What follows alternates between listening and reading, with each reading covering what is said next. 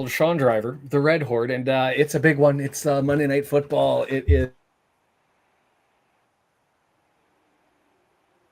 and improvements up against Wrexham, the in-form Wrexham, who have started the league top of the. And this game has got a lot of play on social media. Eli Manning's jumped on board. Then they got the response from Brady that you would have anticipated. And so this one has a lot of excitement. Very easy to deal with. And 20 people before this one even opened up.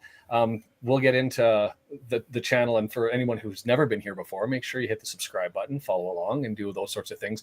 For Wrexham, it's easy. As far as our lineup is concerned, is there's really no substantive changes. There was concern that Elliot Lee was going to have a knock. That's apparently not significant enough to keep him out of the lineup. Dobson's in the back. Oliver Rathbone in for Cannon.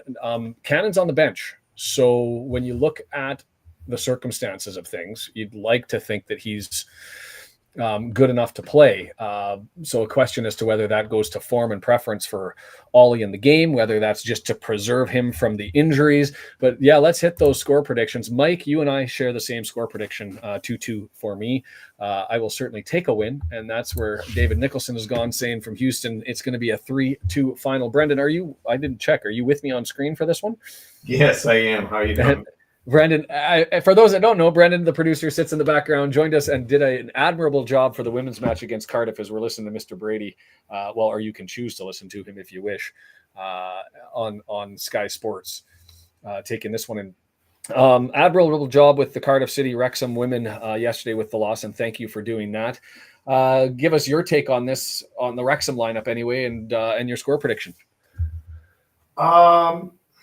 So lineup, I was actually surprised on the bench to see Mendy. I don't know if there's someone else specifically that I would want in his place on the bench to be able to come in. You have one defender in Scar, really, right? At least as far as the back three. You got Cannon for the midfield, and you got Mullen and Fletcher up front, and Revan on one wing. And I guess Revan and both Mendy can play either wing, and sometimes Revan shifts to the middle. So, I guess it's good coverage. I was a little surprised about that. Truthfully, I was kind of hoping for that kind of different lineup that we talked about before, where, Cannon not being available and maybe even Lee not being available, or something that forced McLean into the midfield and put Revan out on the wing. I was really hoping to see something like that where both of those players are on the pitch at the same time. But obviously, as close as you can keep it to how we've been rolling is probably the best way to go. So obviously, ideally, you always want Lee in the game, right? So glad he's there. Glad he's back. I hope he's not too dinged up. And I don't know. McLean played 2 weeks ago on a hurt foot. I hope he's back to normal as well. Hey, Giselle, how you doing? Wow. Giselle, yes, hello, and Jack 5-0. Jack is 5-0. I'm going to put that one up so it's documented for posterity in the event that it should happen. If that happens, I don't know what I'm eating. Yeah, that's crazy. It's that's going to be something, and maybe just a response to the 5-0s and the 6-0s that have come the other way. Look, this is a battle of styles. This is a team that takes a lot of possession and also has players. Alfie May is no joke. Stansfield's no joke. They're going to have opportunities. George Dobson is going to have the game of his life. And we'll see how that goes. That's going to be a challenge. If there is a blowout, I would suggest it's going to go the other way. I don't think Wrexham has the build-up to blow a team out like Birmingham City, just in the nature of the style that we play, giving up so much possession. But I fully expect that this is going to be a drag them out strategic battle with two teams with very different intentions going forward. And so that's why I've gone with my 2-2. As to Mendy, I think the bliss of Seb is that he can play both sides. And so I think that frees him up in the absence of Evans. And I think that having Cannon there, and Mendy as in the wing back, rather than who are you going to put in there? Another midfielder. Evans is out. Jones is the other option. What and who do we end up putting there unless you're going to add another defender? And then is that Lewis Brunt? Is that because he can maybe play out front? I think we're getting into circumstances where the options are not as positive. So I'm with you as we go through that. Giselle saying 2-0. Don says if it happens, I think there's going to be a lot of people eating hats or toques or whatever it may be. Des with a 1-1 prediction, checking in from Walla Walla. Welcome. That's just down south of me as far as I recall off the top of my head in Washington State. Lots of discussion with. Let's jump into. I find their lineup to be far more fascinating than ours as far as what they're purporting to do here. Let me just bring up what I've got and give me a second to do that as I've misclicked already. There it is. So we were talking Peacock Farrell. Yeah, while you're doing that, Peacock Farrell was a surprise only because they seem to be blaming some of the goals they've let in on the keeper specifically and not the defense necessarily. Right. In all those scenarios. And I don't know if that's kind of their justification for why they've let up so many goals and haven't had clean sheets.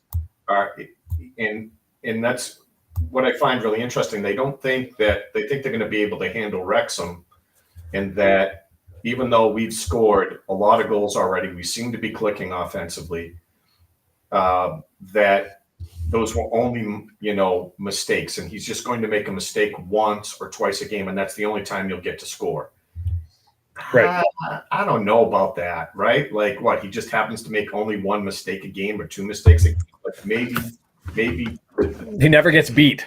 He never gets beat. The ball only passes past him when he makes a mistake is the sense that I was getting. That's what they keep saying. Yeah, it just seems kind of, so he just makes one mistake a game, and that's why everyone scored on you, right?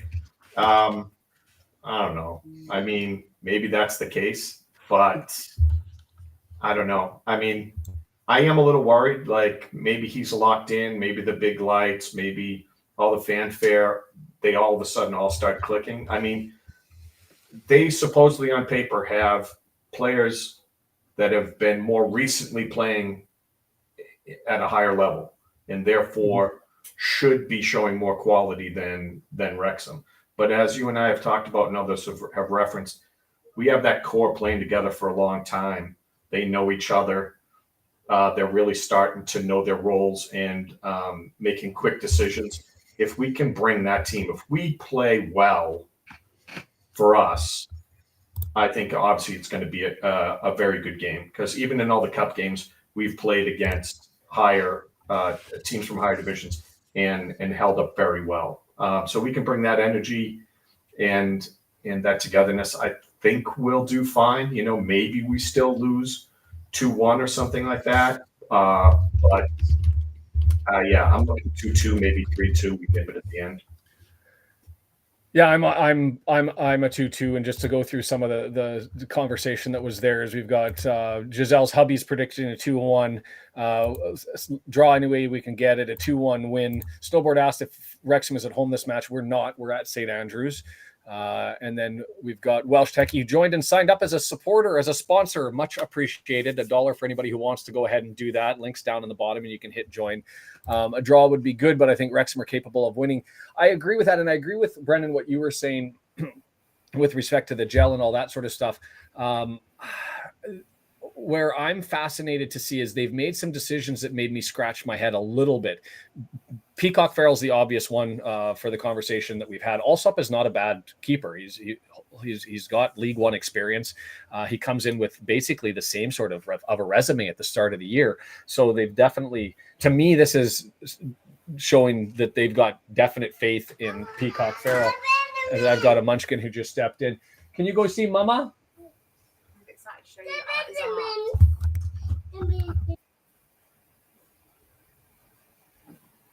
I've put the warm-ups out there just for a little look. We're trying to see what jerseys we have. I haven't seen it yet.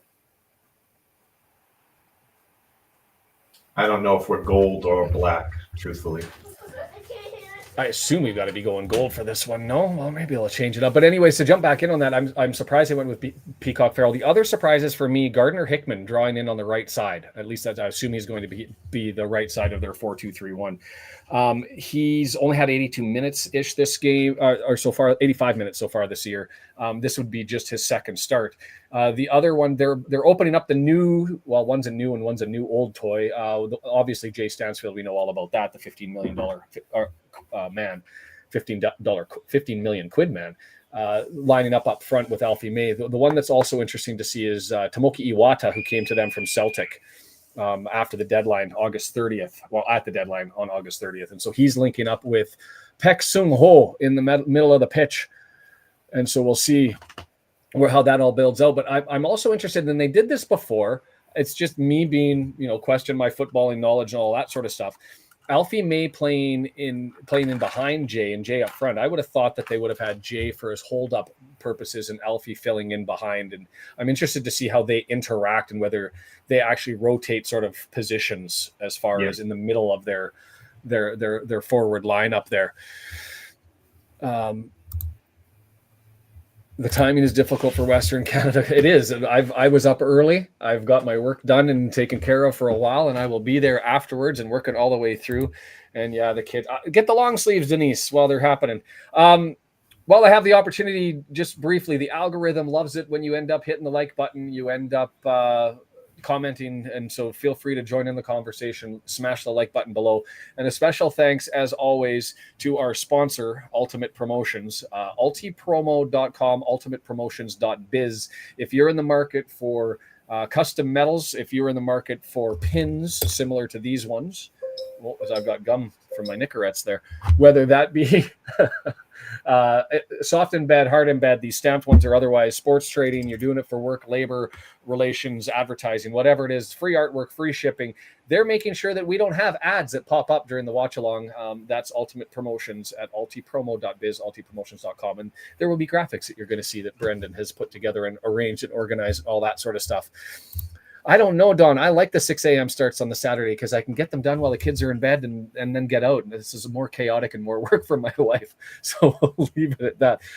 As far as the other changes that they've got, I mean, Willemsen, the Icelandicer, he's had 2 starts. They've wanted him to play more. He's been dealing with a bit of an injury. I've got an asterisk on his card because there was concern that he'd be injured. Laird, he's out, and I didn't see him on the bench either. And Laird, for them, he's had all 4 starts, 312 minutes playing in the back, and so that's the I assume that's injury related for him.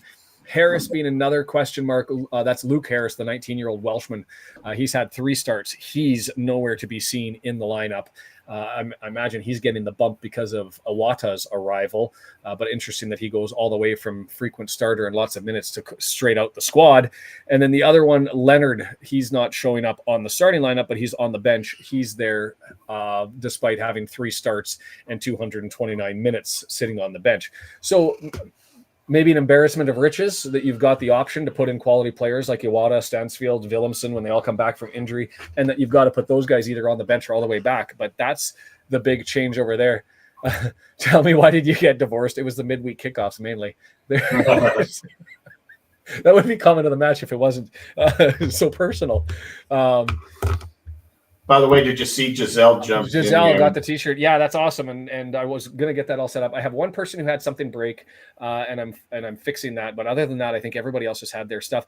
Giselle, I'm curious. You will have the shoulder patch with the Red Horde logo, I believe, on yours. Let me know how that stood out and whether it worked. We'll put the link to that. Otherwise, we'll get some polls. That's going. the shirt Giselle did. I just put it up on the screen. I did a quick and I don't have it, so I'll look at it. I'll replay this, or send me a copy of it direct because I'm or Giselle, so that I can see how that turned out. And I'm curious. And yes, the Terry Fox run. You know what? If you are in Wrexham on October 13th, go and take that in. This was the first Terry Fox run. I mean, everybody knows who Terry Fox is in Canada. He ran 4.5 months straight. He ran a marathon every single day with an amputated right leg from the osteocarcinoma and the bone cancer in his right leg, and he was amputated. That's nuts to me. I didn't put it into reference that it was a marathon. Like I knew he ran all the way to Thunder Bay before he had to stop because they found 2 tumors in his lungs. But I didn't recognize that it was a marathon every day. And to go out and to jog a 3K and to struggle gives you just how strong that kid, 18 years of age, was. But to be there at the location where the Marathon of Hope he was hoping was going to make it was awe-inspiring. It was impressive to listen to the survivors all in red shirts. If you've seen those blue shirts, I didn't recognize this. The blue shirts are the ones that you can buy. And if you want to go and buy one, you can go to Terry Fox and purchase those. They also have 2 other colors. The purple ones are the researchers and the scientists who are the beneficiaries of the funds who end up paying for, that are trying to do the research to try and find cures for the different varieties of cancer that are out there. So they are there in purple shirts, and they also had red shirts, and those were survivors, those who benefited from the research, who are still there supporting. It was an amazing thing. Whoa, Tim. Thank you, sir. Gifted memberships. If you want those, please, click the membership button down below. It gives you the access to the icons. Gives you access to more emojis, and so would welcome that as we get into this one and everything pipes up. What do we expect here, Brendan? What do you expect? We know they're going to hold the ball. We know that we're going to counterattack. And what's fascinating is Alfie May plays best when he's filling into dead space as we go forward.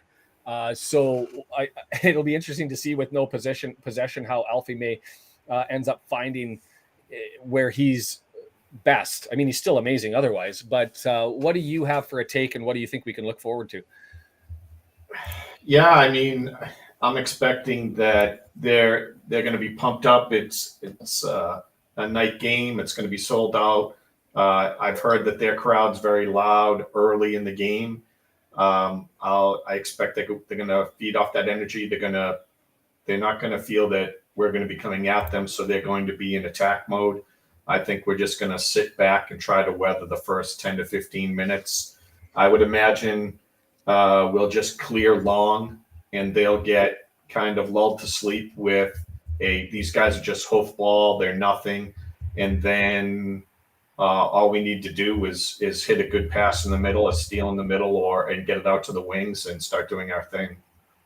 Yeah, we've got quality up front, quality throughout the team, so that definitely can happen. And there's comfort in allowing them to come to us. Interesting, Beard Fitness. Welcome to the channel, by the way, and thanks for joining. If you're from Birmingham or wherever you're from, feel free to join. As long as we get some control on the language and it doesn't get too heated, you're more than welcome. But it says, honestly surprised how well you're doing this season. I'll admit I'm surprised. I pegged the first 6 matches as having 8 points. We're already 5 better than what I consider to be a good first 6 runs. First 6, like the first 6 is a tough battle. This being the conclusion of that 6 game set.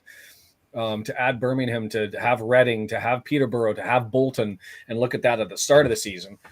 That's what appeared to be a gauntlet. And so you can then throw in a derby match and then the home opener, and you never know what's going to happen. So I will admit I'm surprised. I will definitely take it. And as we watch the games, we're getting more and more comfortable with it and in not being surprised. So it should be a rough crowd. We'll see how it goes, but it's not like our guys are not accustomed to the spotlight. So I think it'll probably fire up both sides, to be completely fair. Going to be watching this. Can we, you know what? Santiago's here, and Santiago is a regular, and he has asked for a favor. And so, Maddie, how are you? Thanks for having your dad joining in with him. Enjoy the game. Enjoy Paul Mullen. Kudos to you for being a Wrexham fan. You're a brilliant young lad, and thanks for joining here and there. So, Brendan, you were going to say something. Go ahead. Yeah, I was going to say, obviously winning this game, would be big from the standpoint that taking away points from the people that you're competing for, that if you believe you're going to be at the top and competing for either playoffs or an automatic, taking points away from those teams and you getting those points is huge, especially teams that you're not supposed to maybe be beating away, like Birmingham.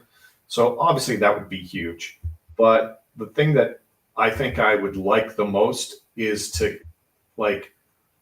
if I would find it very difficult for all those fans who keep crapping on Wrexham and saying how we're hoofball, how we're garbage, how We just splashed money around, blah, blah, blah. If we win this game, not by luck, not by an own goal, not by but we look like we belong out there with Birmingham and we beat them. Maybe people have to start coming around. I've seen it in a couple of shows, a couple of the big shows where people are like, you know what? These guys are actually legit. I was crapping on them before. I've watched them play. They're not lucky. They're not hoofball. They know what they're doing. They're good. I think I'm going to enjoy hearing more and more people have to come around to that, because, there's a lot of big names out there like Gab and a few of these other guys that just seem to always, be picking at Wrexham and not giving them their due. And I think this is the game that gets us respect. So I'm just gonna, if you have the audio up, the game, the lights are now flashing. The crowd just was into a battle of Wrexham cheers mashed with whistles and boos from the other side. This is the full display is on here. All the theatrics are going. I'm with you on the. I think irrespective of what happens today, unless it's like a 3-0 or larger blow, I don't think people can question that Wrexham's a legit team within League One, and that's the exciting part after 6 games. But I am a massive fan of the idea that whether it's close, whether we get a draw or we take points, whether we get 3, there's going to be some people scratching their heads if it's close, a draw, or the otherwise that end up saying, what is happening that you have to take Wrexham seriously? I think we've earned, the players, the club has earned that so far based on their performance.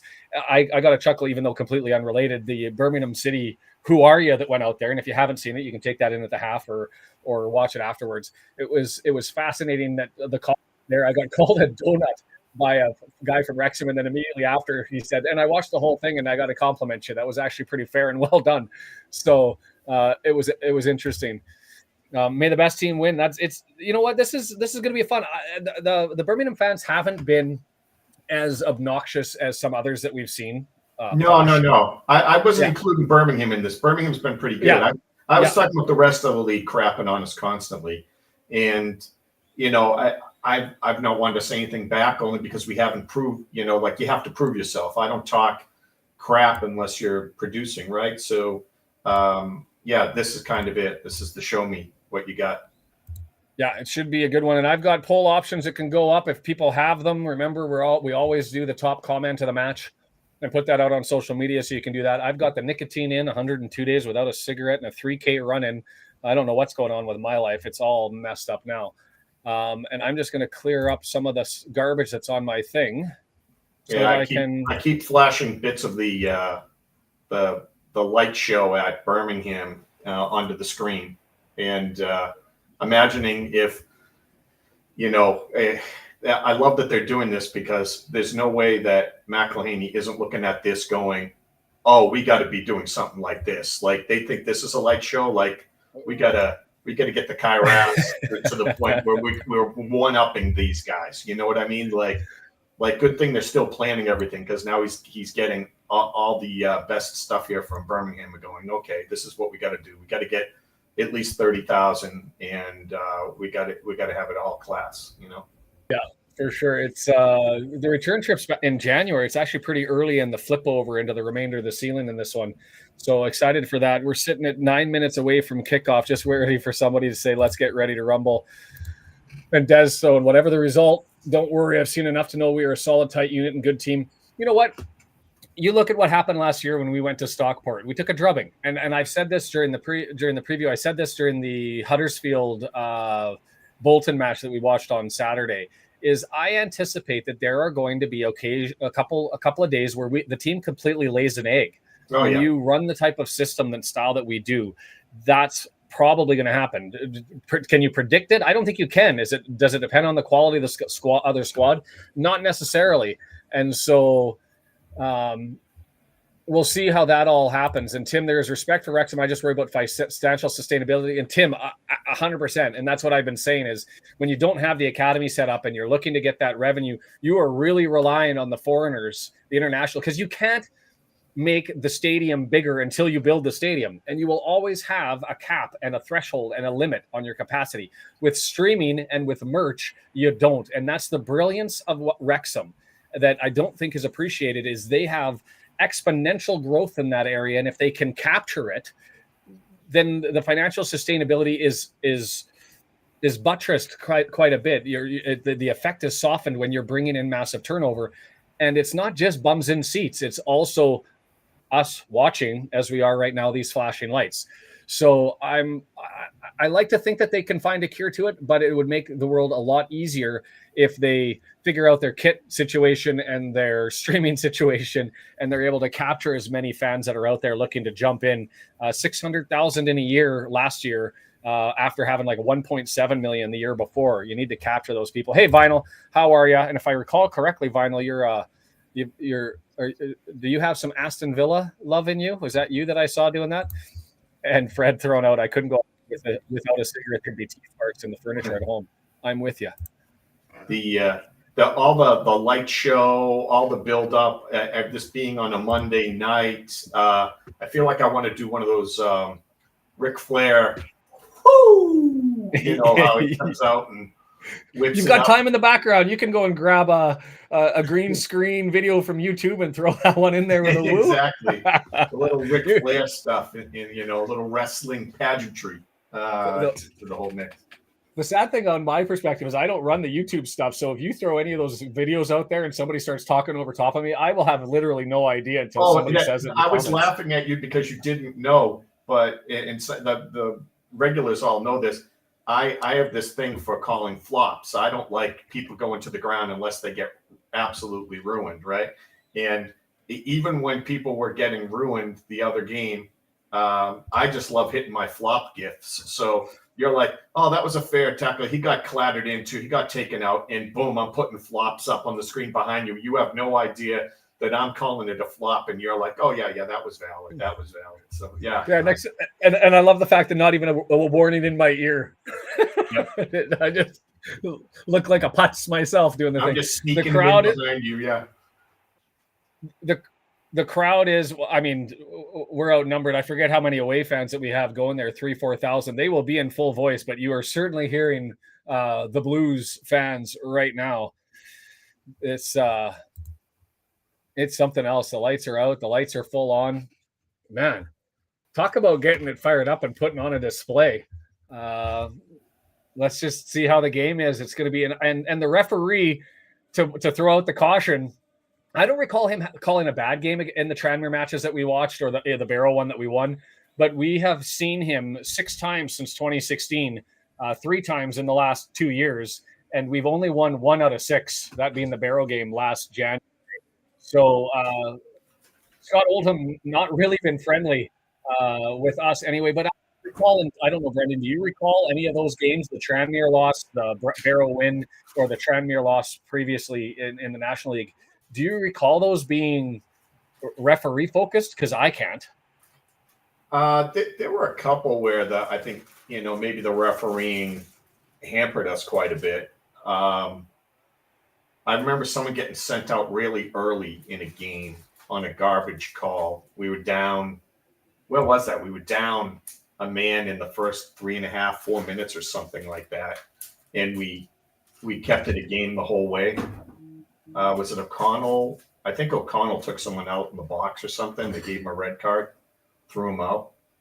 I don't know. Yeah, I don't think that was Scott though. But was it? I didn't see any cards in the history from him. I just saw fouls, and it could be style. Yeah, I'm trying to see the Wrexham fans are all on screen, and I'm trying to see if we can see any familiar faces. They kicked off before. Pre-match prediction. Let's do a man of the match prediction because we did the scores. That's easier to put in the chat because it's hard for me to go through there. But start a poll. Who do you expect to be man of the match? And I'm going to have to put in Dobson is going to have to be asked on. Is it going to be Ogonkwo? I think has to be another one that we'll be looking for. Who other 2 other names that we can put in there? Do we think it's going to be Mullen or Lee? I'd rather go with somebody who's starting rather than somebody off the bench. So let's put Lee in there, and then let's put a defender Maybe I could do it by position. You got to put O'Connor in there because he's most likely to make something big happen with a corner, right? His corners have been getting really good. Okay, let's go with those ones then. Yeah. The shirt sponsor is a U.S. clothing manufacturer called Undefeated. And so they say Undefeated spelt incorrectly on their warm-up kit, and then they have the number 5 for their sponsor. So you have to look it up. Flags going around the stadium, smoke show going on. The players are all going out there. Of the two clubs, I'm going to be honest here. Of the two clubs that are built for this sort of environment, I'm going to suggest that it's more us than them. We've been playing in front of Prem teams, in front of a raucous, well, maybe not a raucous, but in front of large fans in North America.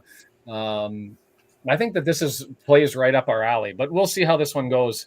First Max nomination of the night, and I didn't even put Max in there. I was thinking and debating, do we put keeper, forward, midfield, defender, and who's going to be the person?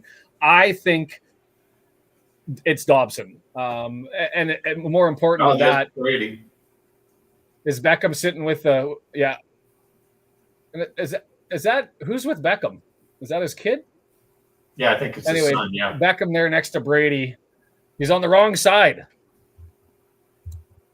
Aston Villa owns Birmingham, which is true. I talked about that a little bit. Aston Villa's remained in the Prem while Birmingham taking their slide down. But I do think Birmingham City is going to be running up there. But yes, Beckham is sitting with Tom Brady on the wrong side of the pitch. I think I'm going to step aside and hand it over to you. Excellent. And I'll be honest, of all of the Birmingham Magic and that's out there, the player that I'm interested in the most probably is Baek Seung-ho. Baek Seung-ho being the South Korean national. I always have a little bit of affinity there.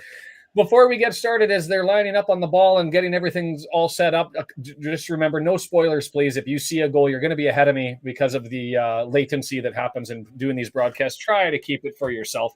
We're banging out the red. Does that mean we have to change it? It is the Reds against the Blues.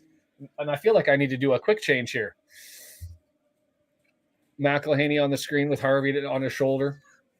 The CEO on his right, Michael. And so, anyway, no spoilers. The other thing, I would love if you smash that like button while you have an opportunity to go ahead and do so, to let the algorithm gods know that we're here. If you have the opportunity, go to X, my pinned comment at the Red Horde, give a like there. And also at some point, we'll mention at the half, go to TikTok, trying to get that one up to 1,000 people so that we can stream live on TikTok and try to draw more people into the mob that is Wrexham. Shetland Islands reporting.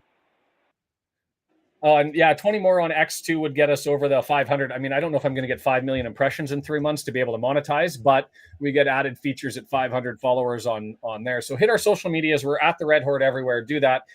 No spoilers. Enjoy yourselves. We're going to enjoy ourselves. The crowds are loud from both sides. And Birmingham from left to right on your computer screen. Wrexham from right to left on your screen. The poll is up. And Mark Griffiths, the iFollow doing its thing. We can embrace that and enjoy it. And there we go. The whistle is gone, and we're underway. Woo-wee. Clar all the way back, cycling it. It's just going to be Birmingham, and this is what we anticipate, is they are going to push and prod and search for options as May loses it on a deflection, and we hoof it down the pitch immediately and send it over to the other side. Everybody bang the energy out, get settled in, stuck in. No mistakes early unless they come from blue, please. And let's get into it. Gardner, Hickman draws it back, but immediately tackled, presses on, looking for it, still stays there, and a turnover for us. Advanced from Marriott, but well taken and well tackled, and Lee not able to get it. And here they come on a counter attack. And this is actually where we're to be questioned. Hard tackle there. Woo! Oliver Rathbone, but he got ball. Player went over top of him, and on we go. No whistle, no foul. Max Kluwerth with it. Searching ball down the right-hand side for Palmer to run into. 18-yard box. Cochran shields him out. Palmer trying to get around him, and it goes for a throw-in harmlessly in the corner. Who is jacked up? I am. Yikes. You can feel the pulse of the people chanting and screaming and getting into this one. It is a big game, Travis. Thanks for coming here. Beard saying it's a 3-1 win for the bad guys. And thank you, Johan Joubert, for signing up as a supporter. Ball thrown in, long. Trying to figure out if Willemsen gets it, knocked on so far. A little bit more ball on the other end as Rathbone tries to get it forward. Not able to. Barnett crossed. Is that going to go for a throw or a corner? Gets a throw in right next to the corner flag off of a deflection from Barnett, trying to get a surprise right-footed cross in, and it doesn't get there. More possession and fight in their third than I would have expected, as the throw goes to Marriott, he's taken on Cochran inside the box, and that's going to go for a corner.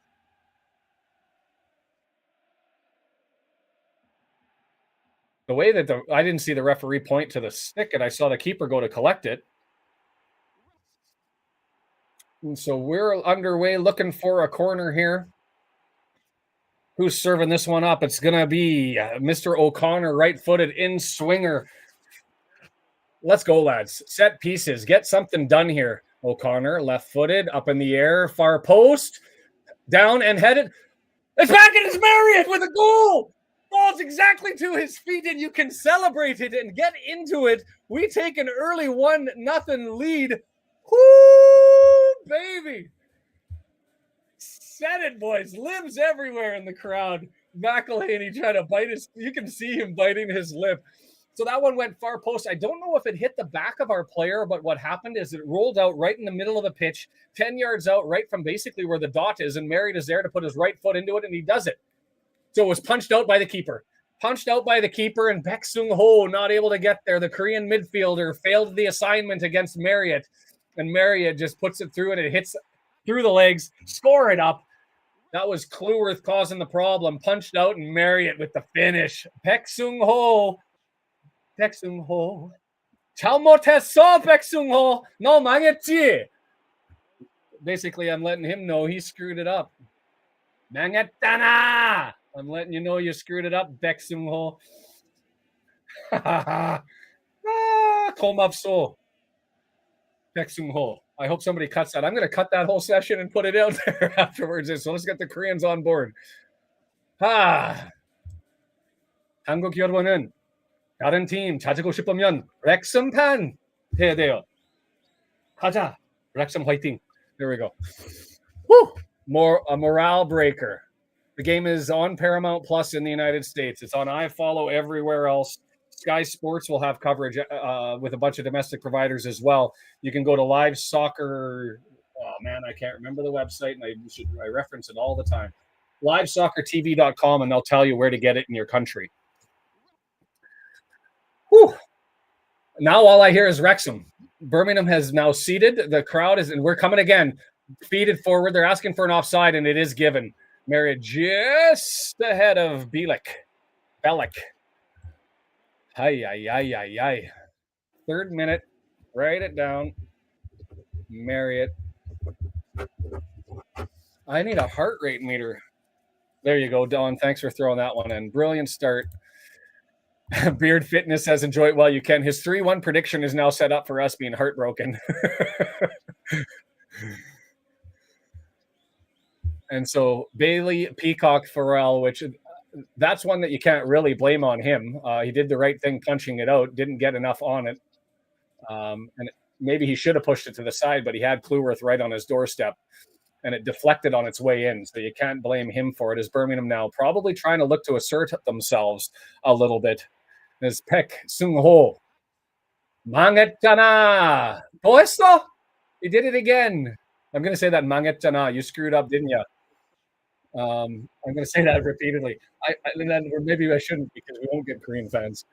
But a misplay by the Korean international knocking that one out, and we'll get a throw in. We don't get half of the purse on an away game. We only get the sales that we actually pay for, I believe. If even that. No, we don't get that because that doesn't make sense. It's just the cup games, cup and trophy games. Throw in, tried to be quick down the line, nothing there, and it's knocked down by Marriott. And now Lee with the chase down, trying to force a turnover, and it does. And so McLean with it, 40 yards out, moving the ball forward, lays it up for Lee, and they're going to wrap around on the left-hand side. Back to O'Connor. Lee going to set it back and will settle things down as Dobson comes back to help, and Birmingham puts on the pressure. And Kluwerth with it now on the right-hand side. Long, looping ball over top, way too far. Going to roll harmlessly and caught. The Brummie fans are there to see Tom Brady's gorgeousness and not the club. I do think I know I can say the Birmingham fans aren't as big as the Aston Villa fans, and I'm going to get some trouble with that potentially from Beard. But they're legitimate. Brummie fans are legit fans. I'll give them that. Marriott looking for the hat trick. Roden Marriott for man of the match. Yeah. Oh. Cochrane, left-hand side. He's in for what I believe is the injured Laird. And he gets it up to Bexham Hole. Runs forward, stops, waits, draws it back to Cochrane.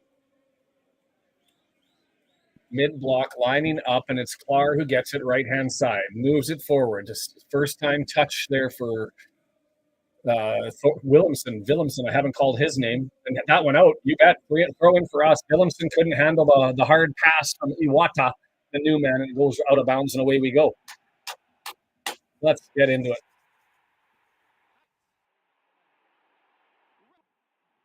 Wrexham fans in full voice still. Throw in. Mia Roberts on the color. Mark doing the pass back, a bullet that came off the boot of Billick, and now the pressure's on, and the keeper gets it to Billick. But if that would have been another 10 yards earlier, that would have been a save by Peacock Farrell. Bexton Hole gets it, scrambled and under pressure, just forcing the mistakes with a high press, and now they backed off as Cochrane able to settle it down. Hey, Tuglandia, how are you, my friend? Nice to see you. Whew. Clark down the right-hand side. Finds. Who's wearing 19? Is that Stansfield? It looks like him. Oh, a bit of a turnover there by Marriott. They've got an opportunity here as it's punched through, and Ogonko comes out and collects it in front of that's Stansfield. So that was 19's Gardner Hickman, who was all the way forward, which is why I was confused. I was expecting to see Willemson on that right-hand side, but it was Gardner Hickman who had slid up. Somebody's going to have to help Catherine in the chat there with how to find the game on Paramount there. I believe it's under EFL, and you can't actually search for it, so you got to click to find it. Paramount Plus, click on EFL, and you'll find it there. Solar asking for this thing. A long kick down, just goes harmlessly. Ooh, baby. We're sitting at 59% to 41% efficiency. We've got one goal on one shot.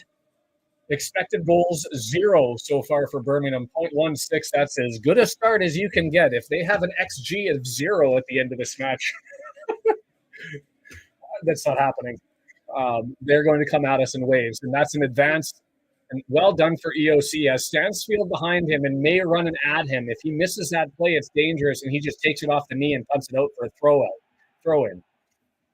Gardner Hickman gets it to Iwata, moves it on forward, and a missed play by Stansfield, who stuffs it and falls on the ground, and he gives up the ball. We will love those opportunities. Please may we see them. Much applause for the 12th man. They are going to struggle tomorrow. There it is from John. Main menu sports, find EFL, click on it, and away you go.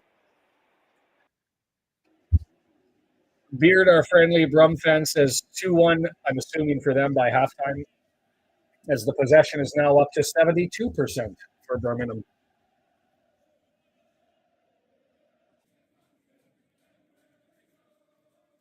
Rathbone collects. Kluwerth with it. Presses on from Alfie May. Flicked back. O'Connell up through Dobson. Dobson searching through the midfield. Lara searching ball for Barney. Got an opening there. He's got Hansen on him. Finds the overlap. There's the left-footed cross. Palmer's there. Can't get his header on it. And does it go out off of them or off of us? I couldn't tell. We wanted a corner, and instead it's going to go for a goal kick. Oh, baby.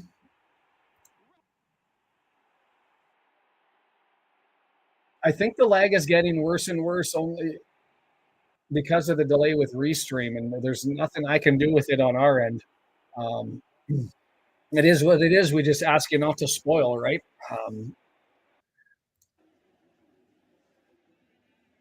Denise has figured out how to toggle the Paramount stream and go at the same time, so that's another reason not to spoil. We'll ruin Denise's day, who's set it all up. If every game was this frenetic, I'd have a heart attack. The joy of me being on stream is at least people will know. Maybe I should start taking everybody's contact information, so if we end up seeing just gibberish on a keyboard, we know to reach out to 911 in your community. Just underway midfield stripe after a little bit of an interplay between the two teams, but nothing coming of them. And this is Bielik and Cochrane and Klar at the back, just playing with the ball back and forth as they've now crossed the midfield stripe. The switch on to Klar over on the right-hand side, and we all shift over in our mid-block. McLean, he's on Gardner Hickman, who, of the three backs, when they push forward, he ends up sliding down and essentially working like a winger in the corner. And for the first time, the Brummy fans have something to cheer about as they get their corner, and here they go, all rising to their feet on cue. They're chomping at the bit to have something to cheer about. Angel, thanks for subscribing. Subscriptions, join, hit the join button, hit the follow and the subscribe button. Always welcome. And John optioning for us over the Paramount comment. And so who do we got here taking? It's going to be a left-footed in swinger. And the short option into the box and flick forward, dangerous, and miss to the right. And that was was that Pick Sung Ho? That was Pick. Pick Sung Ho coming in on an overlap and nobody picking him up. We saw this similar play from Sheffield and the high man not taking him, running in with him. And I'm wondering where Marriott was and why he didn't have him covered as he came in late there. Marriott probably should have looked over, but also Marriott was another with a short man, and Brady stood and then he's said a bad word as that one missed 2 feet to the right. Bielik with it, advancing forward to Cochrane on the left-hand side. Long ball forward, well taken by Kluwer. Intercepted, and away we come moving forward. I think that was a cheer for a flop on the right-hand side. I don't know why that Drum player went into the bench. Another chant for the ball that went out from the Wrexham fans, but not given that either. So you can hear the Wrexham fans for sure, despite this being in Birmingham. We're going to need subs in the 25th minute just to deal with the pace of this game. Those that are comfortable running marathons, McLean, I'm looking at you, are going to have the legs in this one as Dobson gets control after a nice little steal, and it's over to Kluwerth on the right-hand side. Kluwerth looking, finds Barney. Barney draws it back. EOC slides to O'Connell and the pressure coming on from the Birmingham forwards. Up to McLean. He has the touch, draws it on back.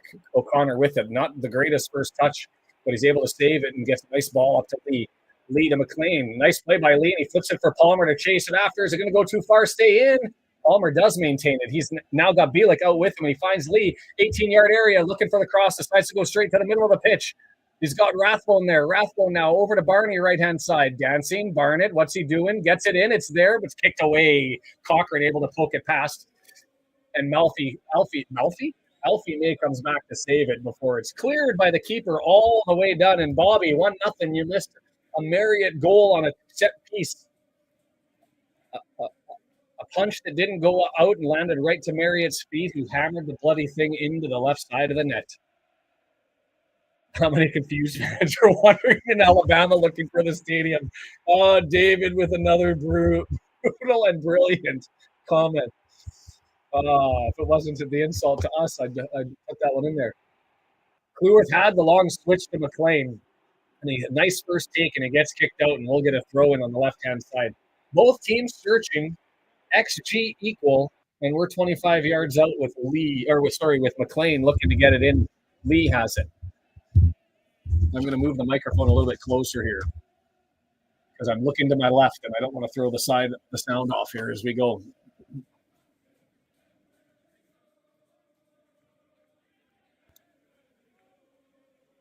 Don't call for help until you check the Google Translate. That's fair enough.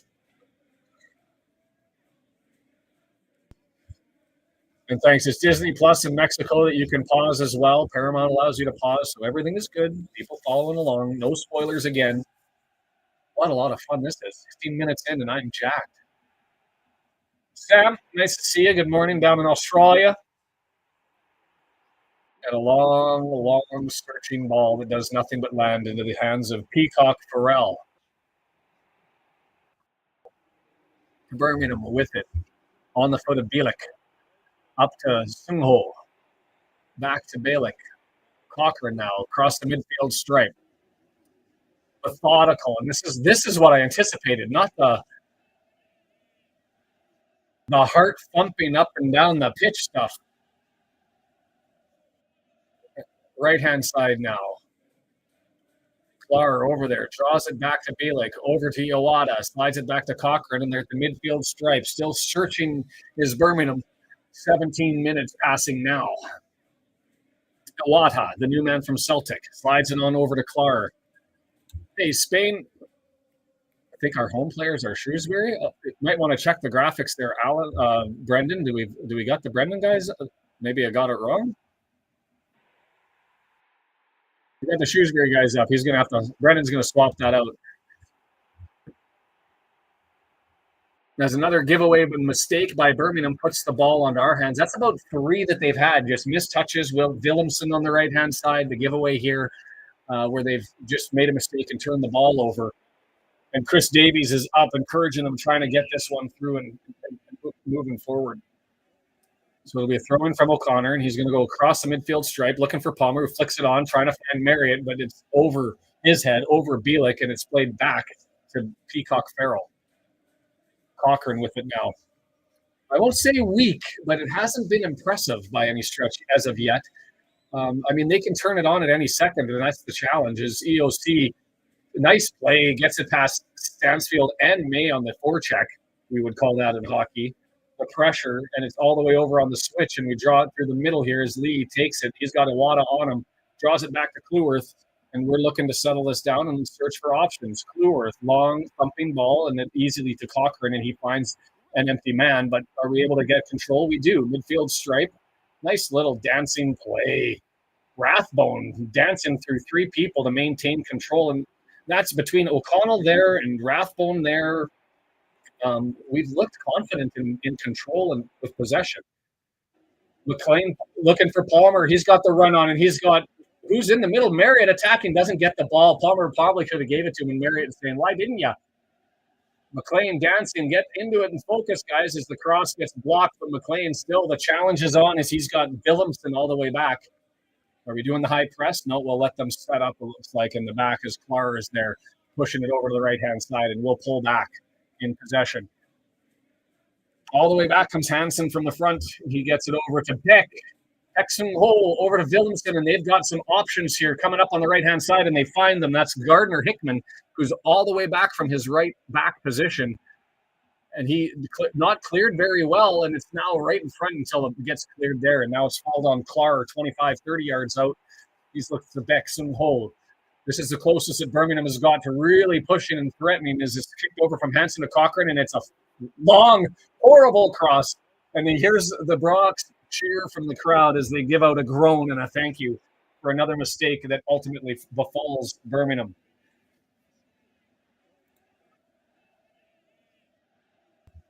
I like my gig as a lawyer. So no professional commentator on my side. But if somebody wants to pay me late at night to come on and do some work, I'll do some work. What do I care? As long as it's Wrexham focused, because for me, that's all that matters. And the only reason I'm here. Talk it up, lads.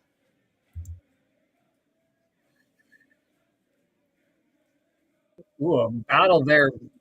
Ball kind of a 50-50 ball, and both players went forward, Marriott and Peck, and it ends up running harmlessly all the way to Peacock Farrell. And here we go, getting it up to Willemsen. Willemsen searching on their side of the half line, gets it over to Cochrane on the left-hand side. The question I have is, does Gardner Hickman ever come back on the right-hand side? Like, it's really, although it's advertised as a 4-2-3-1, and they're really running a 3-2-3-2. Or a 2-2-3-4-1. One of the two. Like, they've got, I haven't seen Gardner Hickman come back, and he's over there again on the right-hand side. And now Klar is running up to meet him as both of them are over on the right-hand side. 18-yard box, cross into the middle. Touch and put down, dangerous. 18 yards, right footer. Algonco stops, and it's in. Overwhelmed. Stansfield, first save was made, and then it rolls on out right onto the foot of Stansfield, and it goes in. 1-1.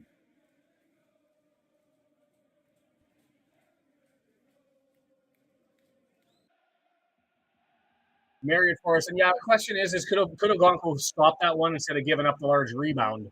We'll watch that one. John saying nice save, but maybe John's the ... saying he maybe should have caught that. It was a hard shot, but Marriott scored the first one. Is that flicked over, and it goes from Willemsen over, and I don't know who took the original shot there. Alfie May taking the original shot as Willemsen gets it over right along the 18-yard box. Right footer. Yeah, I think he probably had time to get that. O'Connor missing Stansfield on his left-hand side. And Beard, you got captured by the bot. You got captured by the bot in the Caps. And we sit 1-1. 23 minutes in. 22 minutes and 15 seconds.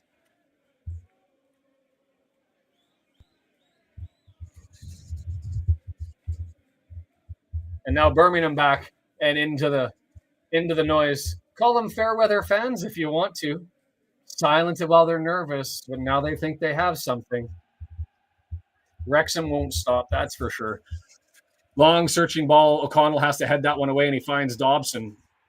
And that goes to McLean, and then over to O'Connor, who's going to end up looking to just clear it and get a little bit of relief here as we imagine that they're going to come forward. Am I going to step up for the Terry Fox run to do the Manchester Marathon with Humphrey? No, there's no way I could do a marathon. I was dying at 3 kilometers. It was everything I could do. Ogonko with the collection there in front of Stansfield, and taking some time to let everything slow down a little bit will be Wrexham. There you go. Beard took away the Caps. That's what the message was that he got out there.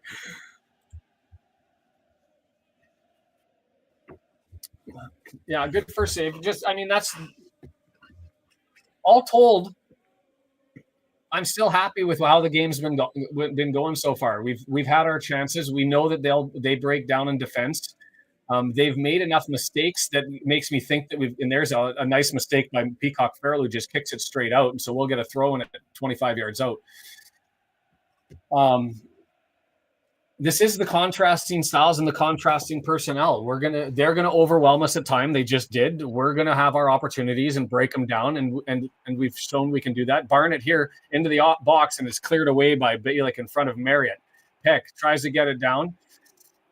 Peck loses the ball to Barnett. Barnett, he's surrounded. He's dancing everywhere. Marriott comes and tries to give him help, but 4 or 5 defenders in the corner. With now Rathbone got up there, but it was really 3 defenders, and here they come on the counterattack, and then a bad pass gives it away, but we can't keep control, and it's going to be a throw-in to Birmingham. They get it in quickly. Alfie May. I'm with you, Solar. And yes, John, the game is living up to the hype. I expected it to be a little bit slower and methodical. This is 2 teams who are racing through at the moment. Another Blues fan. Welcome to you, Sherrod. You're always welcome here. Assuming everybody's civil. And here we go. Left-hand side. Another shot. Cross into the box instead. And it's out to Iwata, 20 yards out. All the way over to Cochran. He's going to cross that one, and it's blocked by Rathbone, and I don't know who's going to get it. Barnett is, and he's going to try to smash it clear, and he does. It'll just be a throw to midfield. Added pressure for the first time from Birmingham. The confidence of a goal giving them a run forward here. And the momentum meter on SofaScore taking some abuse as it's moving forward heavy to the Blues' favor. Clark over to the right-hand side. Gets it to Willemsen. It's almost as though Willemsen is more center back or right back than Gardner Hickman is. Hansen with it, gets it back. Cochran blocked again. It's going to be a throw-in, 18-yard box extended.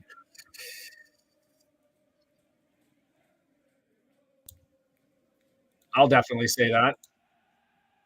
Sorry, Swade, you got captured by the All Caps.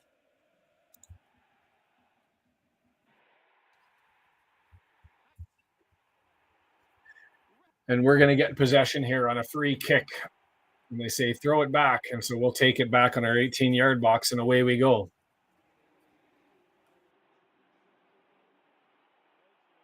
Birmingham? Did I say Birmingham?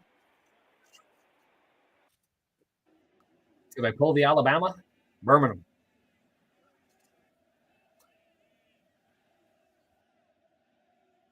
I'll just go with Brum then. Swade, there's a lot of hype in this one as Ogonko fakes the approach and he's getting the gears from the Birmingham fans. Long one, looking for Palmer. He flicks it on to Marriott. Marriott with control, right-hand side. Blue jerseys everywhere. They just swarming the ball now wherever it is. And it's with EOC over to O'Connor. The switch is on, and that one's Iwata. Gets around Lee, and he's going to push it forward to Stansfield, and he's got Alfie May, and nice tackle there, but opening over on the left-hand side for Hansen. Clueworth there, knocked down, goes for a corner. A couple times now they've overwhelmed us coming forward, and I've been looking for Dobson to try and get the defense, and he gets the defense going, but it lands onto a Blues forward, and away they come with keeping the pressure. So it'll be a corner on the left-hand side. It was a nice tackle from Dobson, ripping that off of May, but just rolls to a Birmingham player and gave them another opportunity. Bring me Ham. Right-footed in-swinger coming from the left-hand side. Middle of the pitch, Palmer, the only person there, and headed away. Barnett battled on, kicked up, and it goes well over top.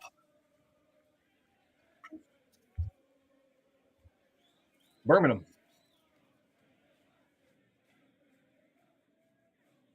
You know, close enough. Whew.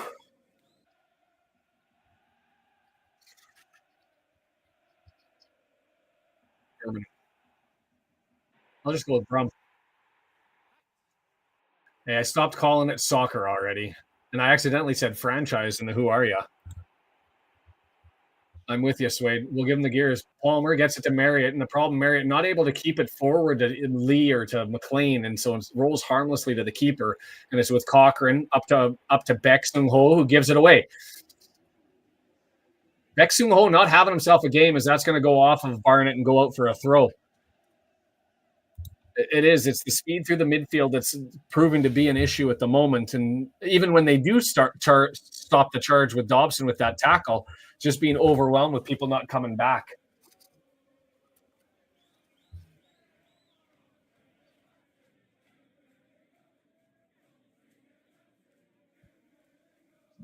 Jesus, you guys can't even agree. It's Birmingham. It's Birmingham. It's Birmingham. I'll just go with you guys laughing at me saying it the whole game. The Blues. Oh, McLean had an opportunity to pick a pocket, but instead it ends up ricocheting off of that's Gardner Hickman, who came all the way back, and he's rescued it now to Clark, and we've got some continuing control here for Birmingham. 66%, 34% the possession stats.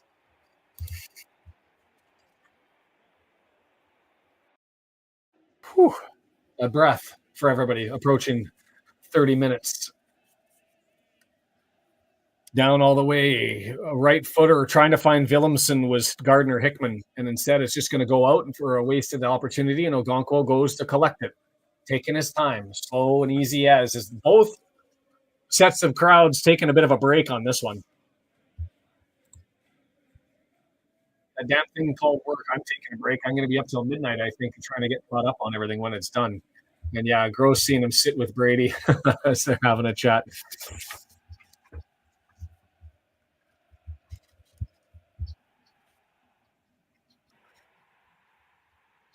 Chested down, lost it in the midfield as Alfie May able to gain control. Rathbone trying to get it, but they're not able to. And O'Connor comes up and clears it down the length of the pitch, and it's going to go all the way back to Peacock Farrell. The reality is Beckham's English. I'd be surprised, even if he had love for Ryan and Rob, to go and sit with them. McLean tries to get it to Lee, but it doesn't go. That lands to Clark, and it's rescued by Iwata, and they're going to do the switch over to Cochran on the left-hand side. The mid block adjusts. Rathbone out there. Hansen's on the outside. Alfie May just danced around one, gets it over to Hansen. 18-yard box cross coming in. Battle. O'Connor nicely cleared. Was that O'Connell? I thought that was O'Connor.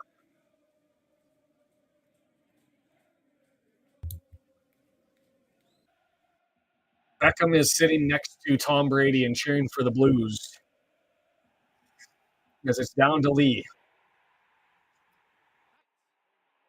Nice little dance by McLean to get that around Stansfield and gets it to Dobson, but Dobson not able to control it, and he ends up losing it on the turn to Gardner Hickman and with Stansfield.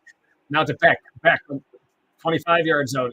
He finds Alfie May, right footer, easily collected by Ogonkwo. Not much in the shot from 20 yards out from May, and it just skips and collects easily.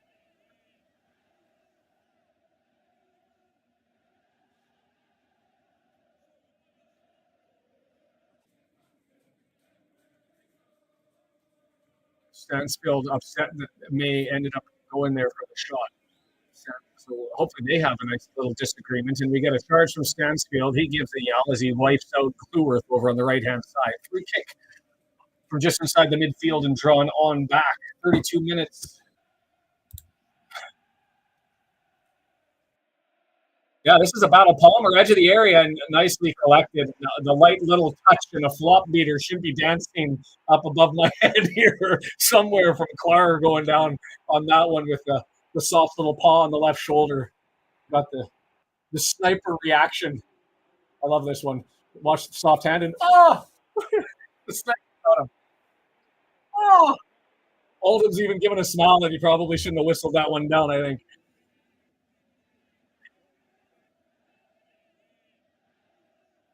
Cochrane with it across the midfield stripe. Rathbone going out to carve him out, so he goes with Beck in the middle. Beck over to Hansen on the left-hand side. Cochrane's come all the way forward to help him.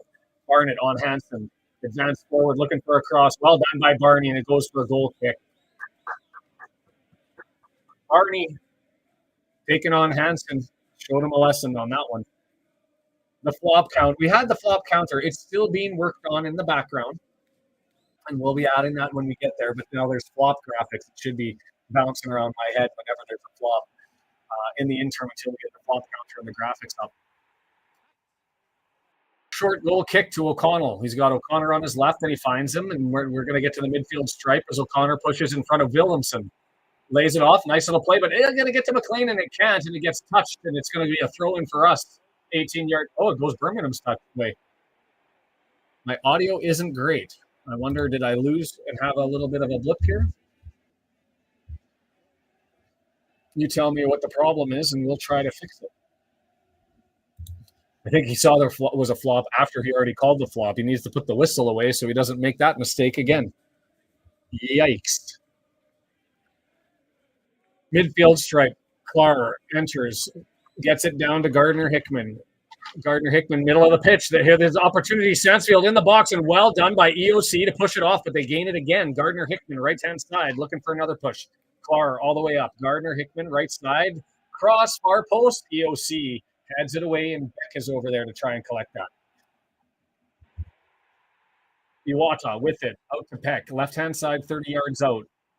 18 yards out with Hansen now, left-hand side.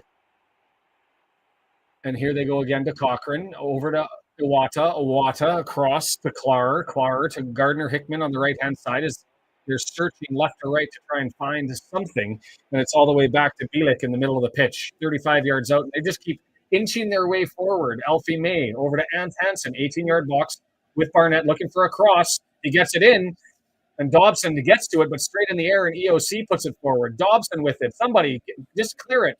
Instead, it's lands to the foot of the Birmingham players, and up 25 yards out now. We'll be okay as they have to come out and refresh. Well done. Audio's fine. That's great.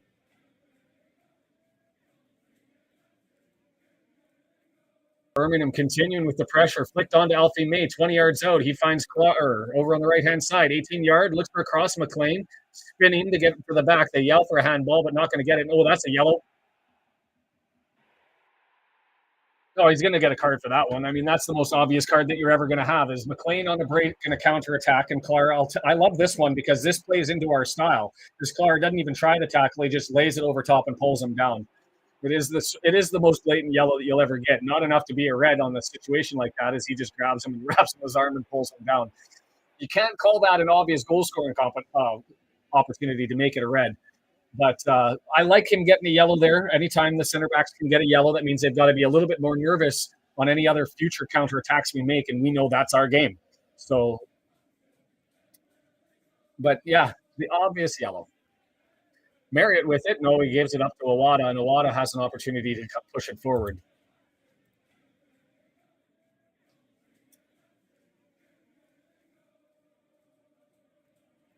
Clark building, looking long, right foot, and that was a waste of time as it's powered way beyond Stansfield, and Ogonko is going to go get that for a goal kick. 36 minutes and 45 seconds coming up in 3, 2, 1.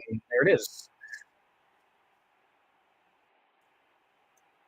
This is the performance of Rob McElhaney's career. The calmness that he's got sitting in the box. Holy cow. That's acting.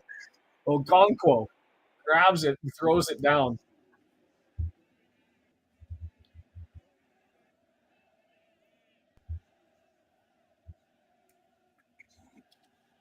The game is settled into a regular routine, 69%. One big chance, 5 total shots for them as they've got the ball deep. Palmer searching to try and put some pressure on, but they're going to build it over by getting it to Clara over on the right-hand side. Marriott with some pace to try and get there. And the push comes forward, and it's going to get laid back all the way. A little bit of a late press here from Lee, Marriott, Palmer, but it's dealt with. 안녕하세요. 저는 John입니다. Welcome, John. I was just saying, Park Seung-ho had a little bit of 망했어 on the first one. I'm curious what your thoughts are as a Wrexham fan and also a Korean fan on Park Seung-ho playing for the Blues. Interplay 35 yards out. Iwata and Klar and Wolf Willemsen playing with it until they draw it all the way back. The press coming forward now, not the mid-block. We're starting to step forward a little bit here in the last 7 minutes.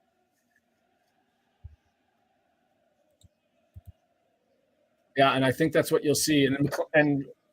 Or Revan if he comes in with the speed down that left-hand side as well late, right? Sorry, the Birmingham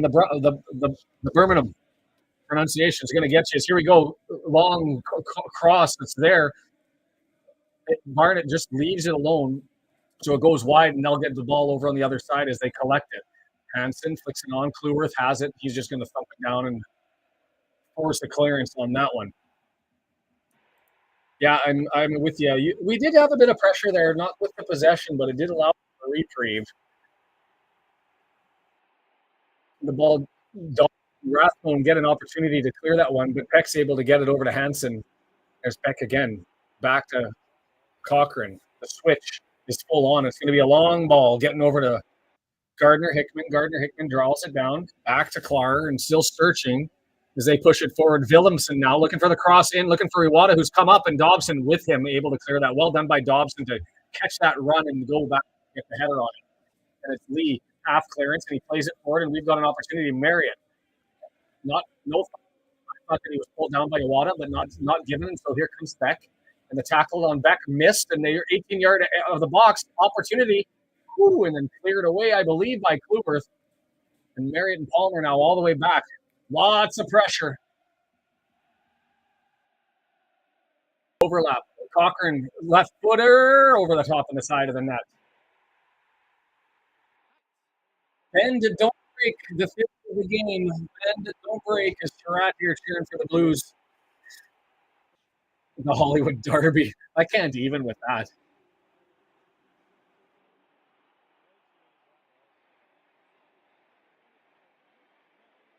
Left footer from the left side just goes over top of the net. Ogonko doesn't have to touch it. All smiles from Brady in the box.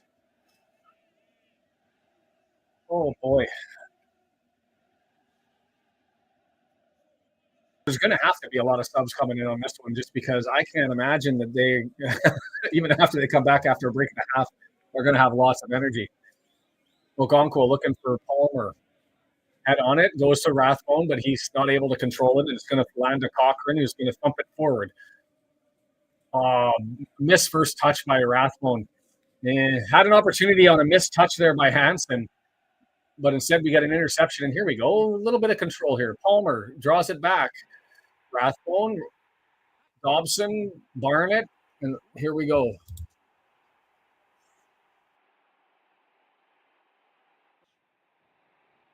All the switch on to O'Connor, runs past the midfield stripe. Tried to find Lee, but he got to the inside of him and behind, and so it's not there. And now it's Iwata driving forward. Lots of open space as they come running. Whew. Gardner, Hickman to Clara. I've been going full tilt the whole way through. There's no opportunity to take a breath in this one as it goes from Cochran over to the left-hand side. Hansen has it. Dancing, moving, draws it back. Cochran, 30 yards out, switches over to Clark. Clark has it, flick up in the air, headed away by Cleworth, but back to Clark. Can Lee get to it? He does, but it just ends up going over to Bielik, and it's now loose. Rathbone, and that's a flop. That's a flop. That's a flop. How? Exactly.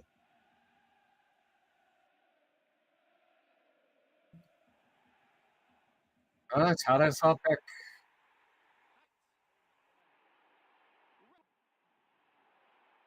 Yeah.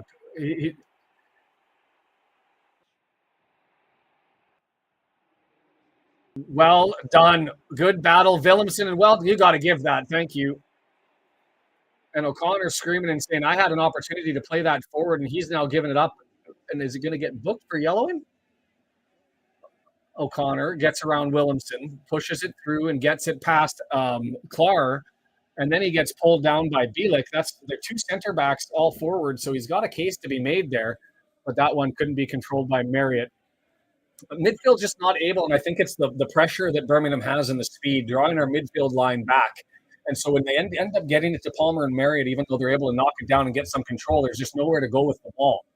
McLean to O'Connor, another long searching ball, and that's for Marriott to chase after. That's a Dr. Pepper. I got to get back to work, Lee.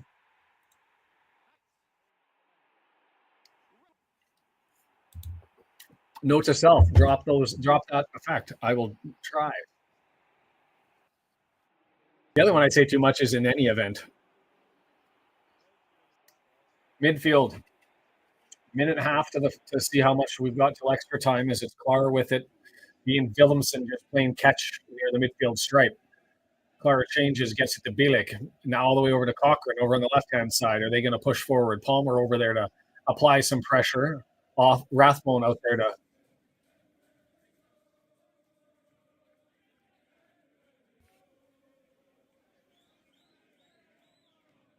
nice pass over to Bielik, and so now some pressure with some numbers on a switch over to the right-hand side, and that's the Gardner Hickman off of McLean's back, and is it going to go out for a corner? It is. It's going to go for a corner over on the right-hand side.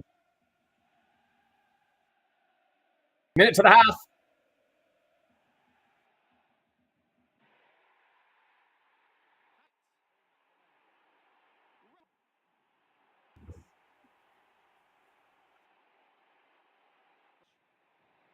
Clark and O'Connell in a full-on pushing match in the middle of the pitch, and the referee letting it go.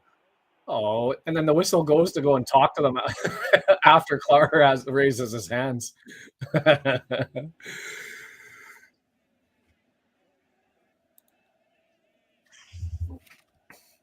Here it comes. Left-footed in-swinger from the right side. Still watching the pushing and shoving with the corner angle.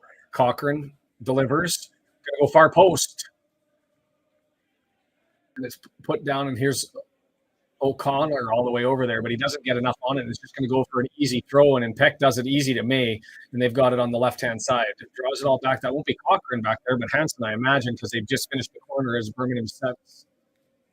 How much extra time? Just a minute. And Peacock Farrell all the way 35 yards away to try and get that and start the switch to the right-hand side. O'Connell flips it over to McLean. Oh, he missed the clearance.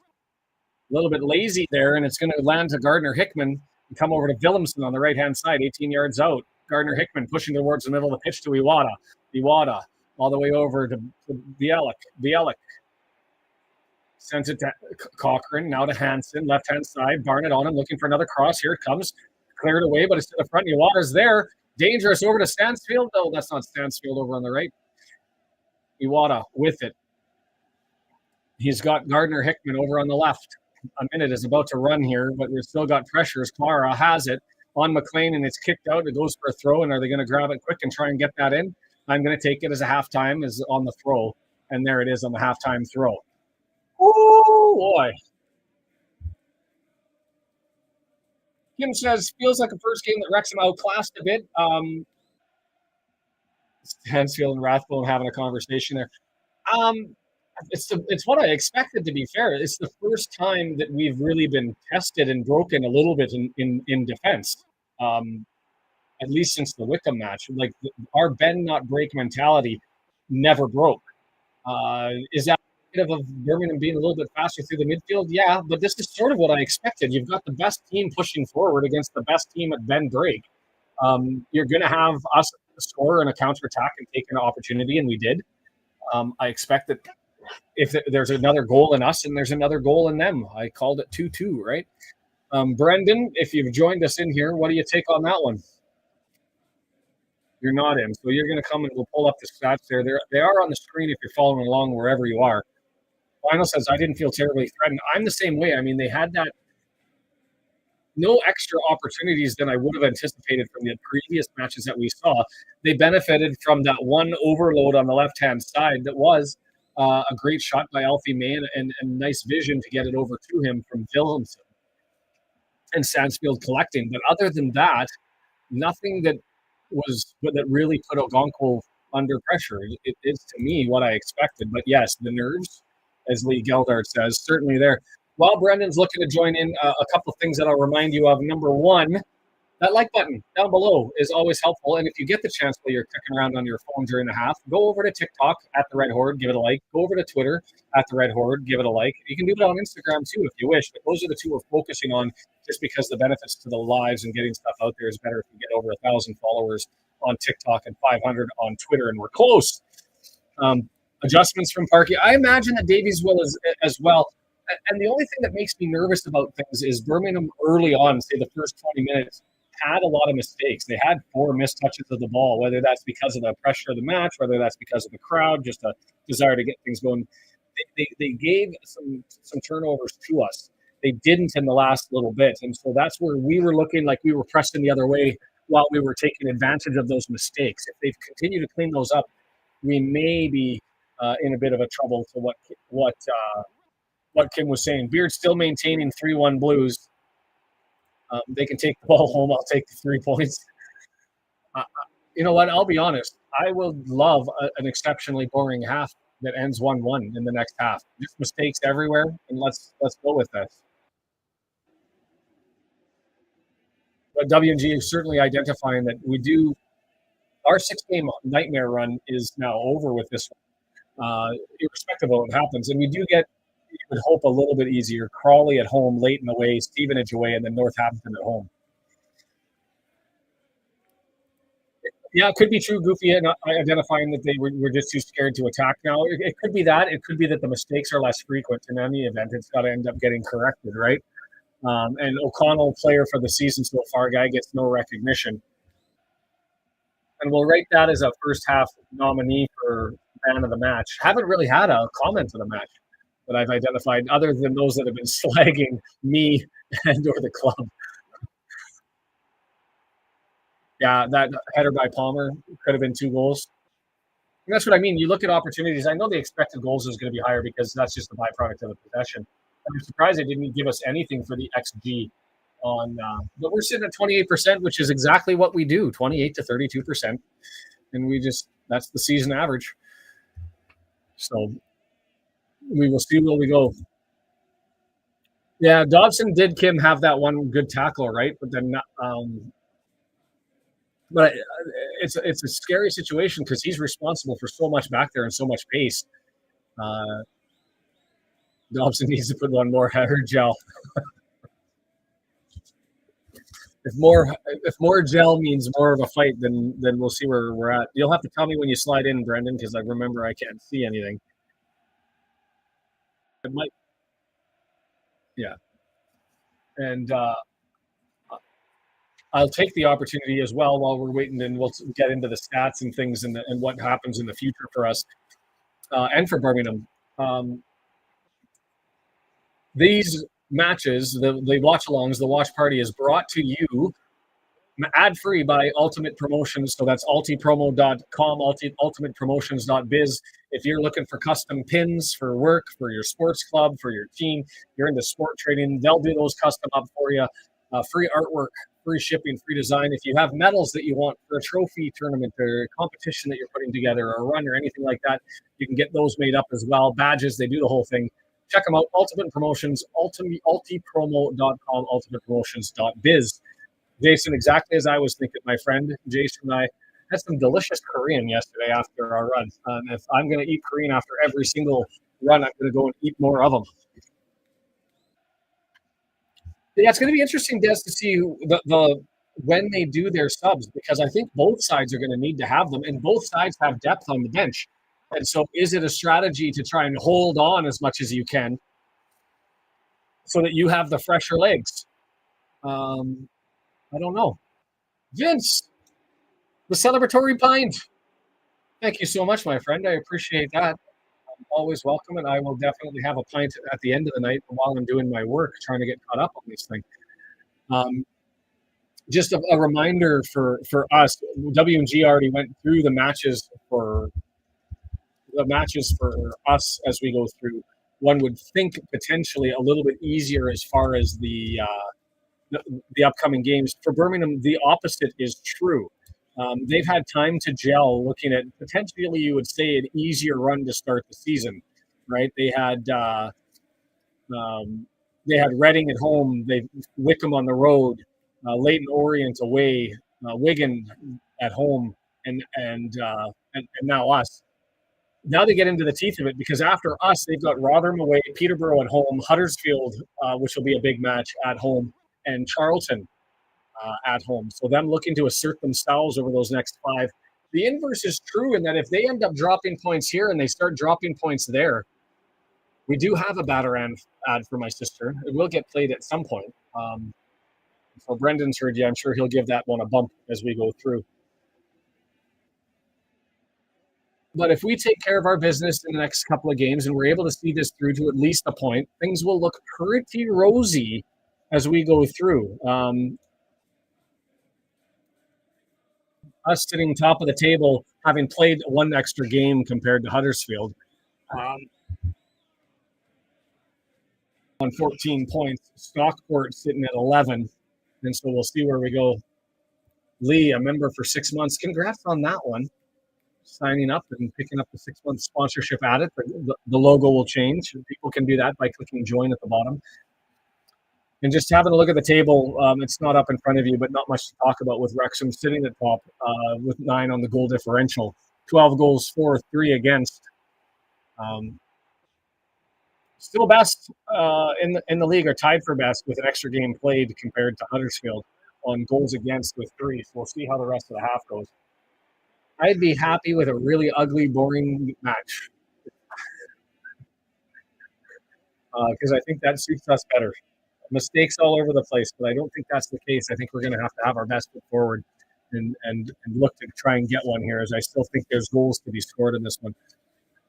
I'm just going to walk through the stats. They can come up eventually, but the expected goals, 0.76 for them, 0.16 for us, and that hasn't changed since our goal.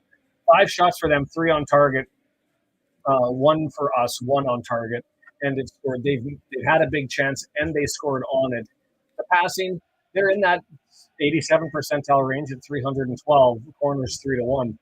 Trying to look down at the defensive stuff, not so much with the passes. I mean, they've got 137 of own half, but what's surprising is the number of opposition half passes that they have. This isn't a case of just center back cross passes. They've had 175 in our half compared to only 27 for us. Accurate long balls, we've certainly been contributing more, but that's been the game. And then we've been winning the defensive tackle stuff. But you would expect that because we're under pressure more. This is what we expected. Marriott leading the league in goals scored. Does he have 5? Did that give him 5? Because I know everybody else there's a big tie at 4 that included Alfie May. So he'll be tied. He'll be even with like 4 or 5 other guys. One more though, and that becomes the gospel. Perfect. So other stats, I don't know what else we can glean from the stats other than this is what we would expect. What's fascinating to me, 10,202 votes on FOTMob of who will win. And Wrexham at 53% to Birmingham's 35%. I would suggest that's a byproduct of just the popularity of Wrexham rather than the people actually expecting that it's going to be Wrexham, the likely winner on this one.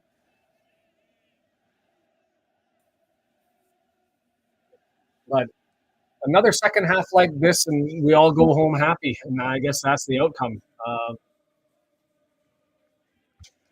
Birmingham right now, I'm sure, talking around while they're grabbing their, well, they won't be grabbing their pints, their pies. At St. Andrews, talking about how the second half of that they controlled it and they dominated. But I think that was to be expected, and we've certainly seen that level before. And really, just that one opportunity that they scored on. I should say two opportunities. The other one that they had available, and this goes back to our Sheffield United Cup game where the set pieces, I didn't really like how we defended them. The set piece that they had with that quasi short ball that went up to the middle of the pitch to Peck, he was able to get that largely because nobody picked him up on the roundabout. I'd like to see a little bit better discipline on that. But Dad's saying Moles would be a good early sub because he can defend from the front, holding the ball up potentially. I'm curious to see when Fletcher comes in, as you know that's going to happen. And I'm also curious to see, does the speed of Revan do anything with respect to Carr being on yellow? Because I would say bring Revan on and early and let him just run, even if that means tentatively moving McLean into the middle of the pitch. I don't object to a Revan taking off Lee move and giving McLean an added run in the midfield.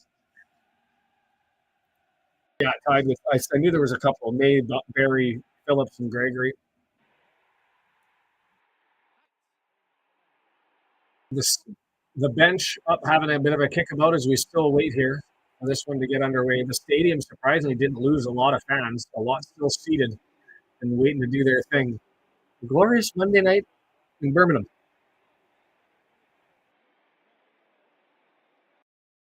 And this one, SofaScore, just for the inverse, 49% saying it'll be Birmingham and 31% saying Wrexham.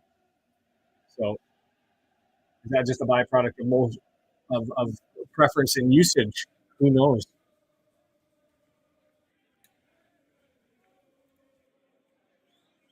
The win probability, according to SofaScore, says 51% likely that Birmingham's going to get the win, 33% for a draw, 16% for Wrexham being able to pull that out. And Revan grew up. There you go. That's a reason to bring him up. Bring him in. Revan grew up beating up on Birmingham City when he was with Villa.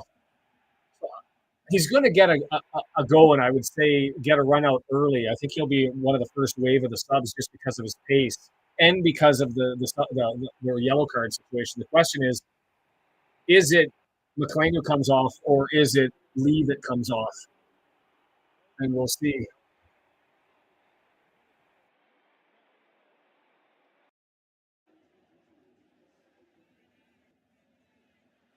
Oh, boy. Off the bench for them, I mean, they still have options, right? Leonard being able to come in. Samson, they've got good players sitting on their bench. So this isn't going to be a freebie by any stretch of the imagination. 200 viewers and still rolling along. I haven't been over to X. If you are watching this on X or on Twitch, we've got an active chat that you can take part in with the polls and all that sort of stuff. My suggestion to you is click and head on over and put that one in. Because we're sitting at 271. 271 of you watching on X. And that's just a passive watch. I mean, you're happy to see that the bot should pick you up if you end up tweeting something. I'm going to just double check that that's the case. Lee with another gift.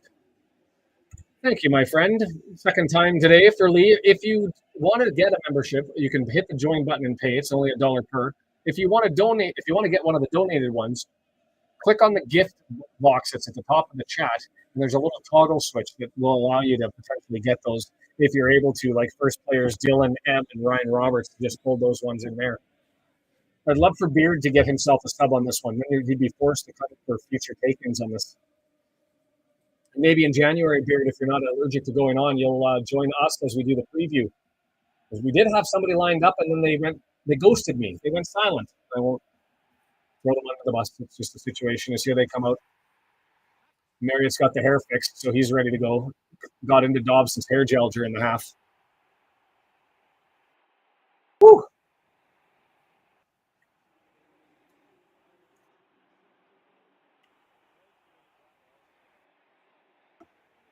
Nobody lined up. Doesn't look like anybody taking advantage of the halftime window. And so Wrexham's going to go from left to right. The sprinklers are getting shut off. I appreciate that, Lee. Thanks very much. I'll call this one out as we get underway. Wrexham going left to right towards the away end, and Birmingham going from right to left. Let's get this thing started. The lineups will stay the same. Marriott standing at the ball, looking at the referee, waiting for the whistle. And a reminder, no spoilers, please, and thank you. Everybody's drawn it back. I'm glad I won't ever be at par with Mark and Mia, and we're underway. But I'm happy to take on the North American broadcasters. That's a long searching ball from Mary, but it gets intercepted by Peck. And see, Mark calls him Payek, and that's the problem with how he spells it. He should have been B-A-E-K. It's Peck. Peck Sung Ho. Catherine gets caught by the bot, and it's Rathbone caught Cochrane, and he's coming down. It's going to be a free kick. I didn't see that. I was trying to see the message that got redacted, and I couldn't do it. Kim getting one.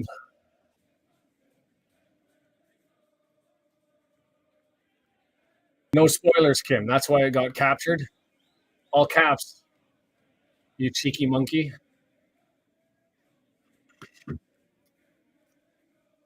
Approaching the middle of the pitch. Bielik with it, gets it forward, and they're building up through Iwata over on the right-hand side. Willemsen back out. I wouldn't say grass gets slippery because it's real grass. It's not turf, right, Catherine? And so here we go, a flip through, and it's now with Iwata, who's playing a little bit more to the left than he did previously. Down to Iwata. Searching for it, draws it back, gets it to Stansfield, slides it on over and gets it to John Madden of Wrexham. Well, it's a long cross to the far post, and it's up there, and McLean able to get his head on it, and they're screaming for a foul. That was Gardner Hickman going down soft. And it gets it into the box anyway, and they're dangerous with Alfie May, but it's cleared away, and I don't know who cleared it, but now 25 yards out. Pressure to start here from Birmingham. The Blues are doing it. Vince, thank you, my friend, for the donation of the memberships. Appreciate that, and it's now a searching ball over to Barnett and dances past both him and Hansen and gets drawn out for Cochrane at 40 yards out. Cochrane with it. I called him Cochrane.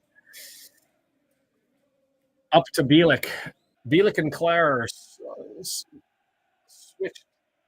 My audio goes for iFollow temporarily, but we've got it over to Hansen on the left-hand side, and Barnett able to step in front of him. He loses the ball, and it gets out. It'll be a throw-in from... It's the only part that I don't like for the last 20 minutes is it's been collect and clear. I'd like to see collect and at least try to find a body up front. There's nothing that's getting cleared is even in the vicinity, the close vicinity of a red jersey. The Blues with it, their side of half. Bielik. Cochrane. Left-hand side. Cochrane to Hansen. They're working the left again and again. And then now it's to Rathbone's going to collect this one in front of Cochrane, and he's got time. Nice little spin. And he goes long, and he's looking for a body. He's got Palmer, and an opportunity. Can he beat Bielik? And it goes back to the keeper as Palmer's got the full run out. And now Lee's coming up to put pressure on the left-hand side on Gardner Hickman, who slid over there to help out. Bad touch by O'Connor and a miscontrol and the giveaway from us.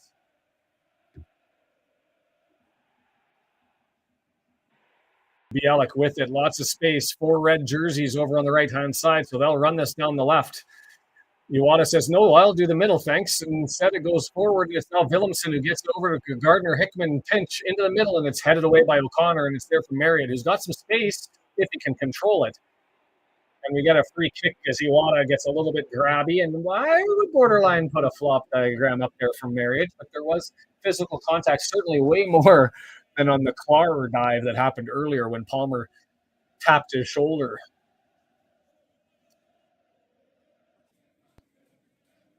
The nice thing about that one, and that I will take, and Mia's actually talking about this as well, is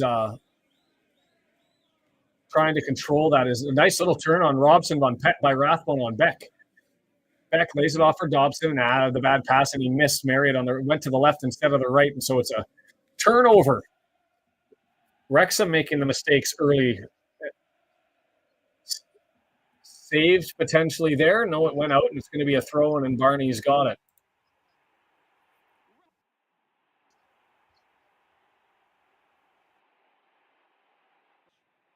Five minutes into the second half, and not much going either way. Clueworth, long throw, looking for Palmer, has two guys on it, can't get it. It goes out to Barney, who's got it. Was going to take it quick, but he's paused. Yeah, that's a concern, isn't it, Kim? As you've said in other matches, you need to get a shot on goal to end up scoring any. Rathbone with it. Draws it all the way back to EOC. The switch, no Sharon, a slip and a fall. O'Connor slipped on the pass from O'Connell, but a nice little slow down tackle. And it's going to go all the way to Alfie May. 18-yard box has Clueworth on him. Alfie May searching. He's going to try and dance Clueworth. Flipped, and I don't know what that was. I don't know if he was trying to get a flick and a left-footed short corner or short post entry into the box, or whether that was trying to beat Okonkwo. Either way, it was useless and just went to the top of the net. Hey, Craig, nice to see you. Lots of boo-boos coming down. I assume that's Birmingham fans thinking that we're time wasting here and getting on us for that. Long ball over top.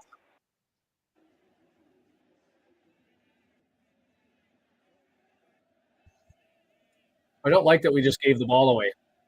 There's something all the way down 35 yards, and so they've given them the ball. Peacock Corral started it and got it up to Klar, who's running it forward, and they've got it Iwata. Willemsen sends it back. Bielik with it, left-hand side, looking over to Cochran. Is he going to go Cochran or go middle? Cochran gets it left-hand side, crosses over. EOC, it's had it and it's scored. Stansfield, EOC missed it. That was a brilliant cross, and I don't know what happened there from O'Connell. As he just missed that one, or was off-footed, or didn't get up. He had the positioning. He had the opportunity to make a play. He doesn't make the play, and Stansfield's behind him, and the mistake ends up in the back of the net.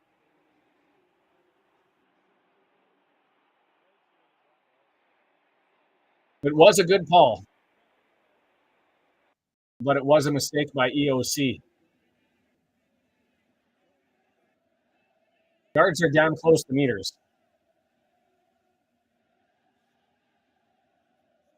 To be fair, EOC tried to get up there. Maybe you have to give the credit to the header on that one.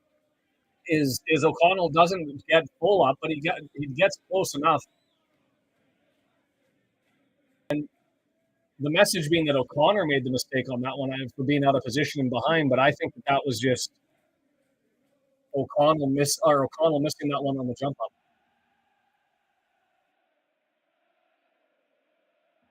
Dobson apparently turning in midfield as we're watching the celebration and not the celebration of the goal and not the game itself.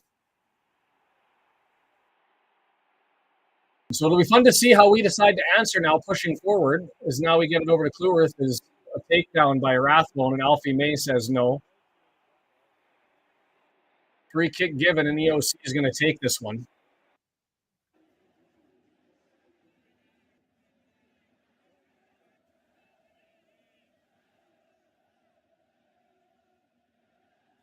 Palmer with it. A little bit of pressure from us to try to get it to McLean left-hand side. Didn't get it over there, and it was captured by Bielik, and now here comes Brum pushing forward.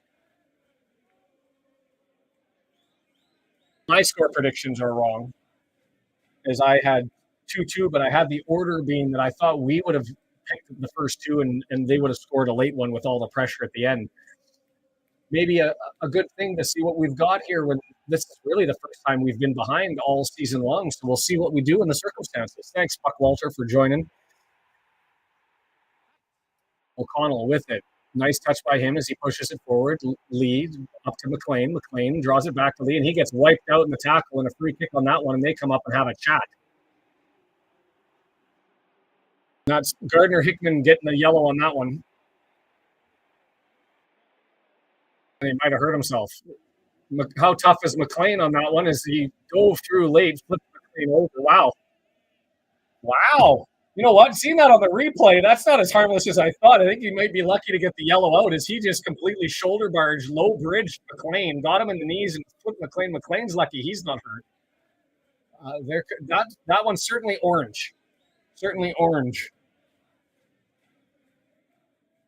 Dobson space, gets it to Palmer, but it's interrupted, and now Iwata takes it. But red jersey's starting to come forward, and we'll see how we do coming back after the charge is Rathbone now moving forward, putting pressure on, and the press is on. Beck all the way back, gets it over to Bialik. And so that's two players down the left side on yellow, both Carr and Gardner Hickman. So I think we give it to McLean, and we beat the left-hand side. And it's now Peacock Farrell all the way out. I wouldn't say the only hope. I haven't minded what we've looked like in response in 2 minutes, but we'll see how he goes. $10 million in League One, you'd expect Holland numbers. There's some truth in that.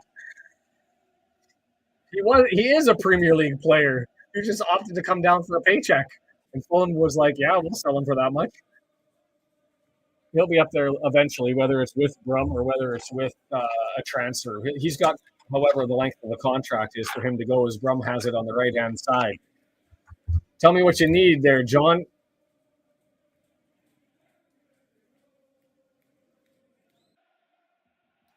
That's a fair criticism. I'm not going to say it's wrong. We'll see how the response is here at a 2-1 and what we've got in reserve here, and whether in the next 40 minutes, 30 minutes or so, we're able to pull this one out. But I did get a trophy run out, didn't he? And start that one. I didn't think he looked good in that one myself, but I thought he did get out on that one.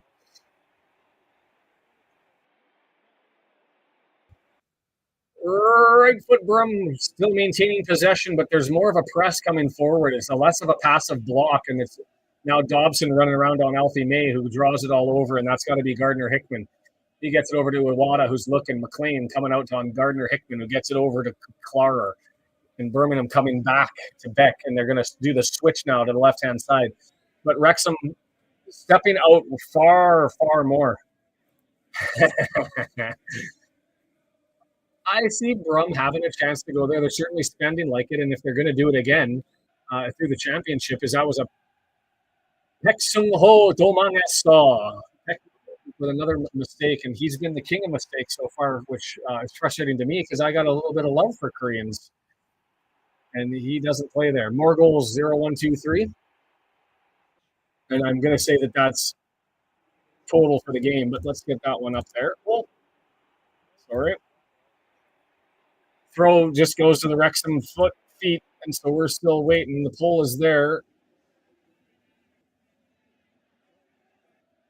I'm going to watch this 18-yard box because they've got an opportunity here as Cochran gets it and bangs it off. And does that go straight out or go for a corner? Somebody's down. Kluwerth down on that tackle and it banged off, and so it'll be a corner from the left-hand side. So let's add the new pole. Raven warming up, they say.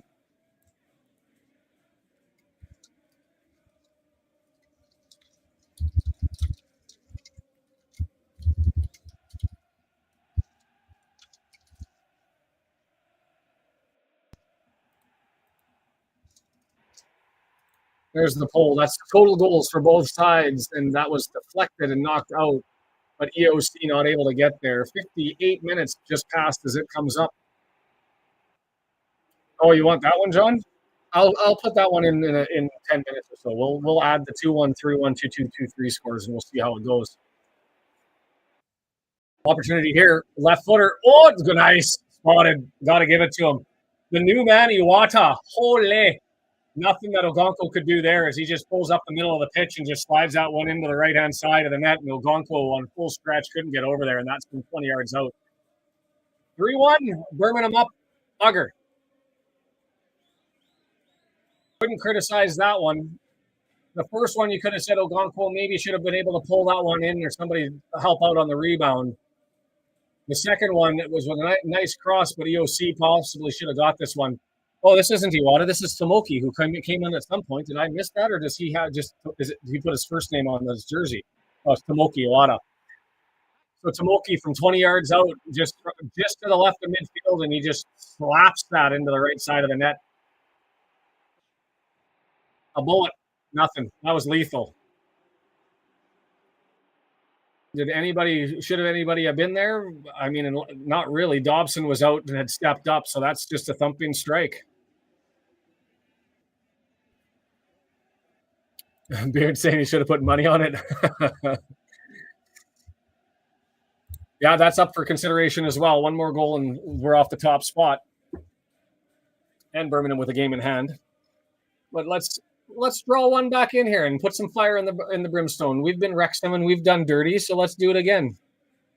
Tomo kicking our butts. That's a good one from.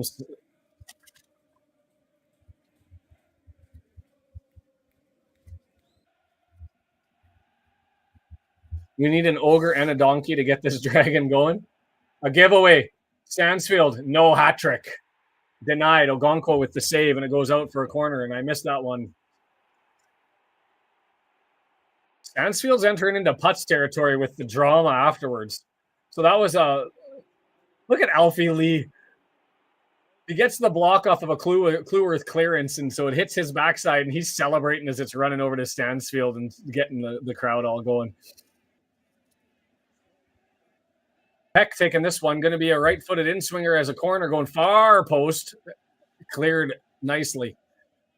And it goes down. It's going to be Alfie May over on the left-hand side.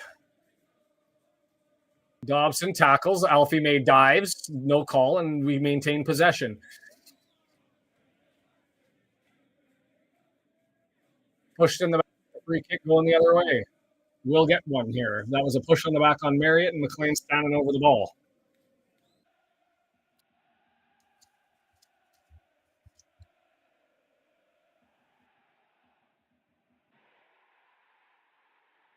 What I want to know, Jake Roberts, is who are the ogre and a donkey? Are you insulting Mullen and Fletcher?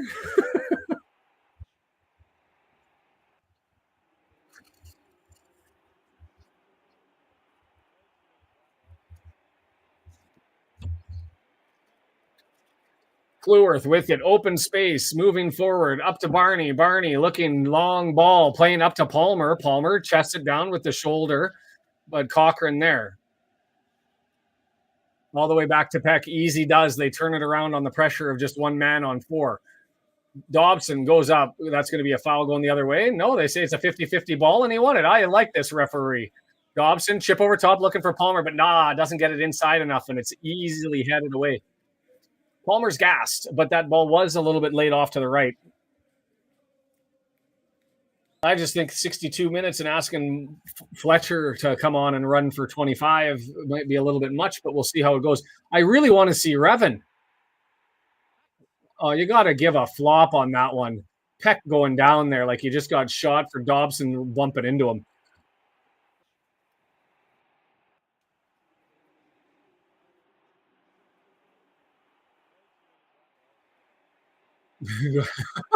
Grabs the opposite leg. Oh, Peck.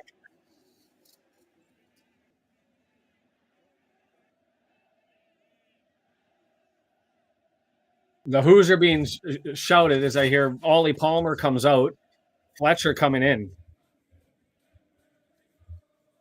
Well, who are you running? That is Premier League level diving. They're biased against the winners, or for the winners, or for the leaders. That's what I always find with the neutral US ones, is it's always easy to jump onto it. But Peck deserves an award for that dive. It was high-level quality. So I'm going to assume Mullen came in for Marriott. I didn't see it. Would have been interesting. Would have been more interesting if we put Fletcher on and Marriott and we pulled somebody else out of the back and went with like a 4-3-3.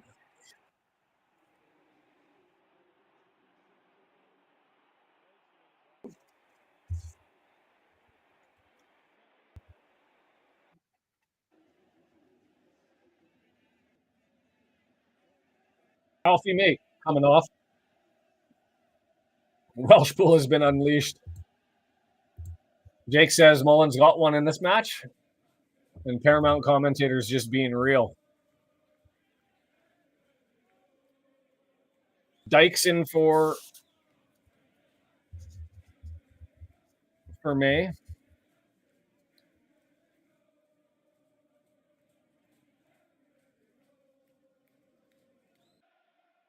I heard there may be another sub for Birmingham, but I don't see it come up. It looks like it is just Dykes for May, but I'll keep an eye on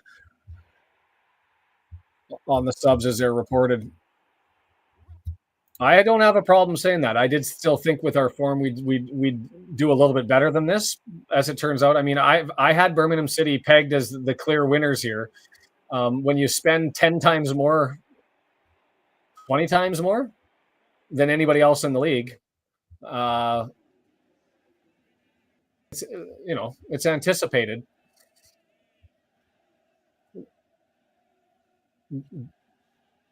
Doesn't change the successes at the start of the season, and I'm okay with a little bit of doubt and always something to work on, right?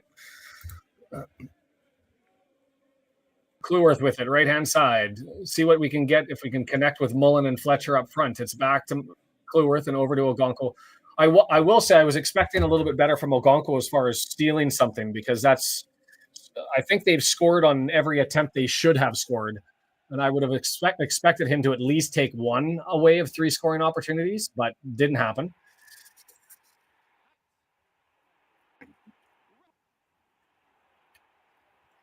Rathbone with it. EOC still on our side as we're a little bit more possession here, trying to find a way to go. And we'll see. It's at least interesting to see as what we do is O'Connell gives the ball away as Iwata grabs that.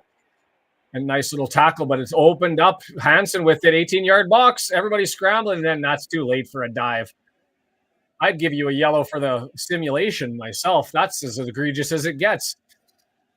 The ball went away, and he ends up running into somebody and then flops. Well, our color commentator disagreeing with us on that one and saying that he did run into him and should have potentially been a penalty. They say Rathbone clattered him. But to be fair, Birmingham has the ponies, and I think this is the best that they can play. We'll see. But if everybody plays this well, it's going to be for anybody to beat them. There's a nice little tackle on Peck, who, of course, that wasn't Peck, that was Willemsen. Lift over top from Mullen, knocked down. Mullen tried to get on the outside, and it doesn't come to him. And up comes Lee to try and get it. Fletcher up on Peck. Peck, he dives. Another soft call, and Fletcher giving it to him. The record goes to 1-7 with Oldham as the referee. Rathbone did get into his heels, but I mean, the ball's so far gone on the touch that you're not giving away a penalty on that one. Like, he kicked the ball 6 feet, 10 feet clear by the time he gets clattered into. That would have been an opportunistic penalty. Dobson gets it over to Clueworth. That's true. Well, I'm not faulting him, but I think the score should be 2-1.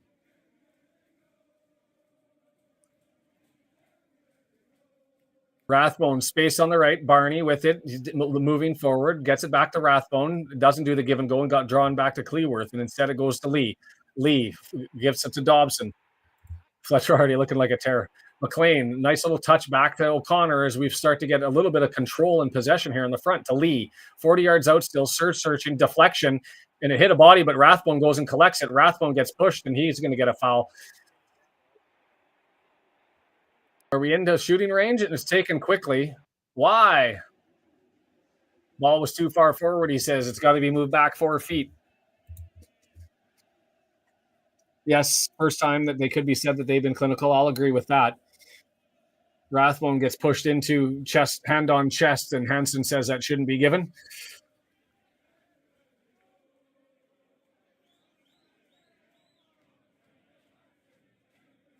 And so we're going to be a free kick here. O'Connor and Lee up there. Everybody lined up on the 18-yard box, and we're probably about 27 yards out. Swept into the box. Too heavy. Easily collected. No threat. First and third. Either one of those two. Second one, I mean, you can criticize him because he just froze, but I don't think there's much he can do. I think that was EOC getting beat over top. But I think he had an opportunity to collect the Alfie Lee one, especially the Alfie Lee one. Find a save. I'm not saying should have. I'm saying of those two, I think he could have found a save. Certainly the first one was probably more likely. And I say that only because of how talented he is. Not that a regular keeper should have saved that, but given Ogonko's capacity, you expect him to steal one.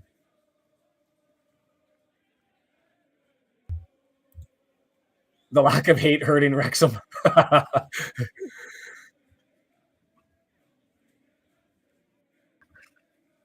I'm not saying fault. Not saying fault. I'm saying he has the capacity to steal one back, and I would have anticipated he did so and hasn't. Absolutely. Doesn't change the scenario that this is an exceptional start and we're in good place. Up to Mullen, 18-yard box. He's got people coming, tries to scoop, and easily collected by Peacock. Farrell knocked down. But there's our first shot in 66 minutes, and you'll take it. Interplay between Lee and Fletcher gets it over to Mullen on the right-hand side, 18-yard box, but nothing much in it at the end of the day.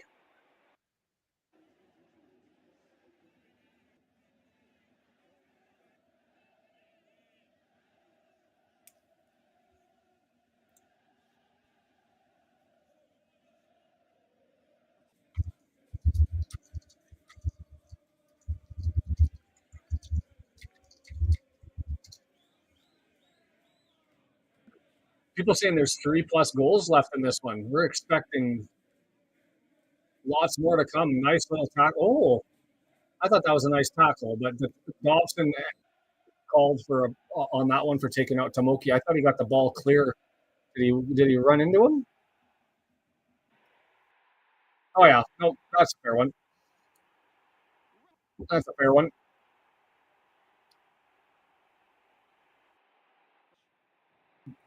Rathbone off for Cannon.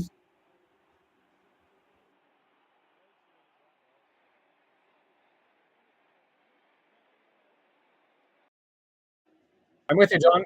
Like I said, no other keeper I'd want in League One than Ogonko in the pipes.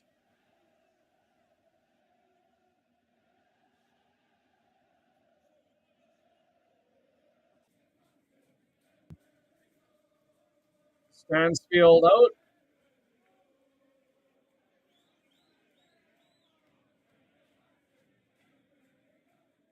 Leonard.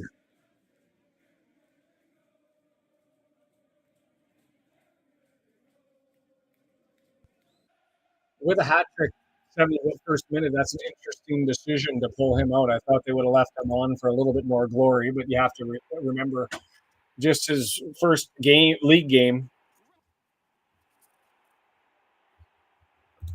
Revving on for Barney. I missed that one. Thank you, John.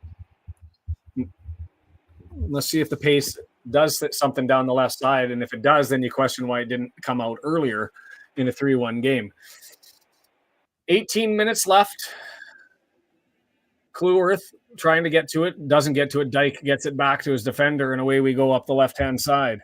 Interception. Cannon with it. Right side. Lots of blue jerseys. He's looking to dance. And he gives away a foul there. Mark Leonard could have been for the handball for the roll on the ground.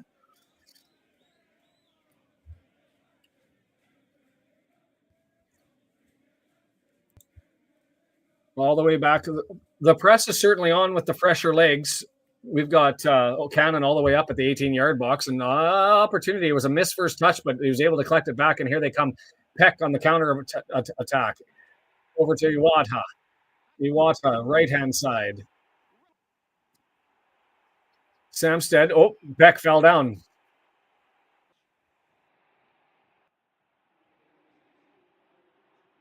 Mullen gets grabbed and spun over. We'll get a free kick right at the midfield stripe.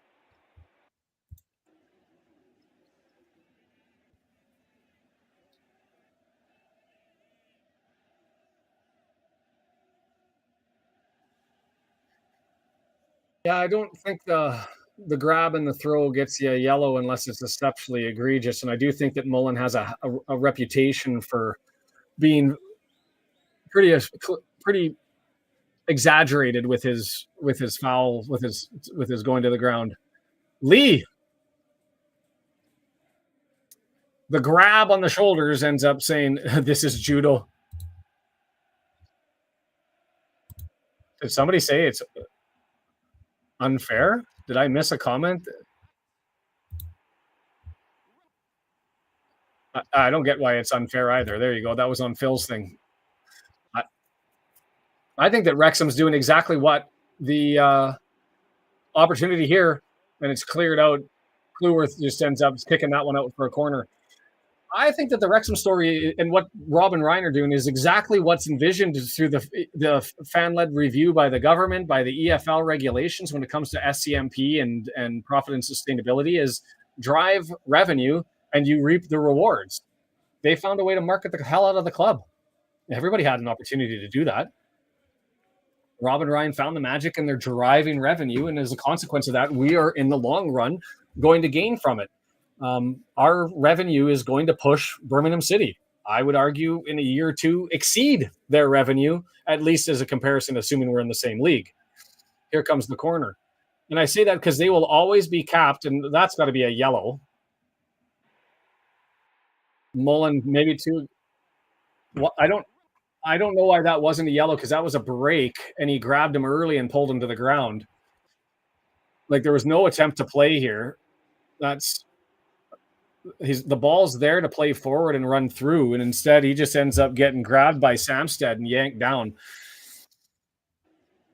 Fletcher with it, able to maintain it, skips past, gets to Dobson, he flicks it up over to Fletcher, but it just rolls a little bit too far, and Fletcher says, go left, don't go to the goalie. Go left, I'll get to it.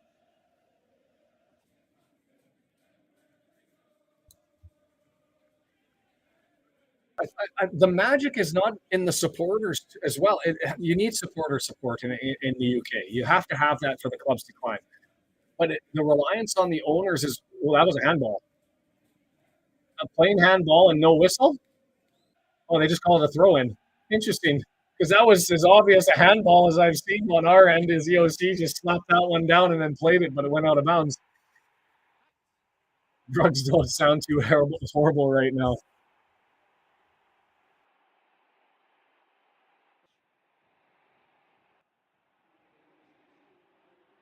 $27,980 in attendance on a Monday night. That's impressive.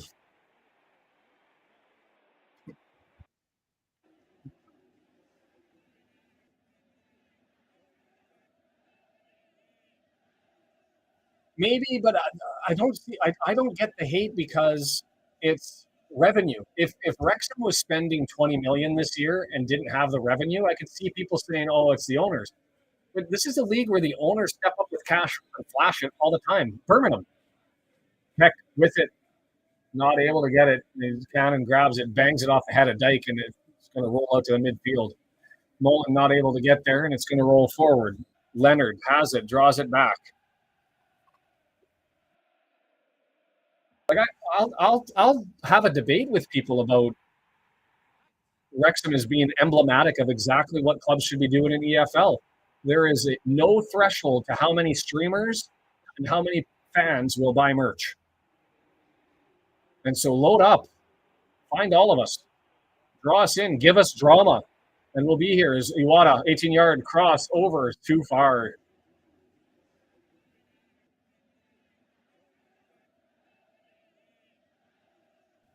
Gambles on is Fletcher and Mullen not moving forward. Cannon all the way up to try and collect that as well as it's cleared, and Cannon nonchalantly maybe should have collected that, but doesn't. And instead it's Willemson who's now more over on the left-hand side, drawing it all back. Willemson with it, midfield stripe. Up to Leonard. Leonard draws it over.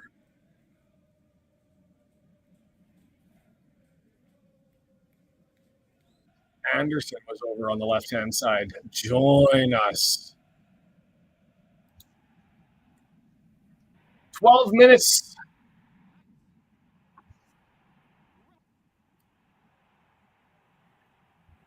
I'd have to look into it as a case study, but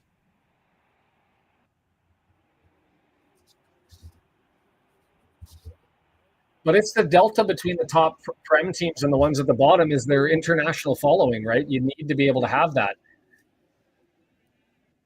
And Mullen maintains it midfield stripe.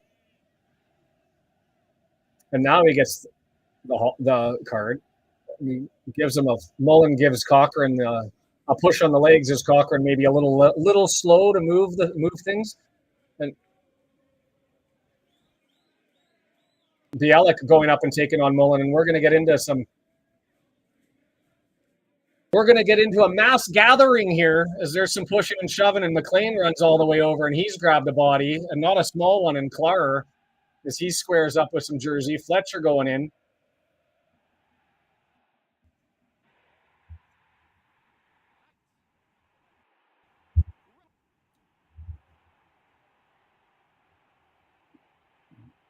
McLean is ticked. It came from Cochrane leaving the legs in, and Mullen giving a shove on the legs, and then he gets up, and Clark comes running all over to get into it with Mullen, and Cannon steps up, and that brings McLean all the way over to say, "Oh no, you don't." And so now we're probably going to get some cards. This will be a mass gathering, and both teams will eat a 2,500 quid fine.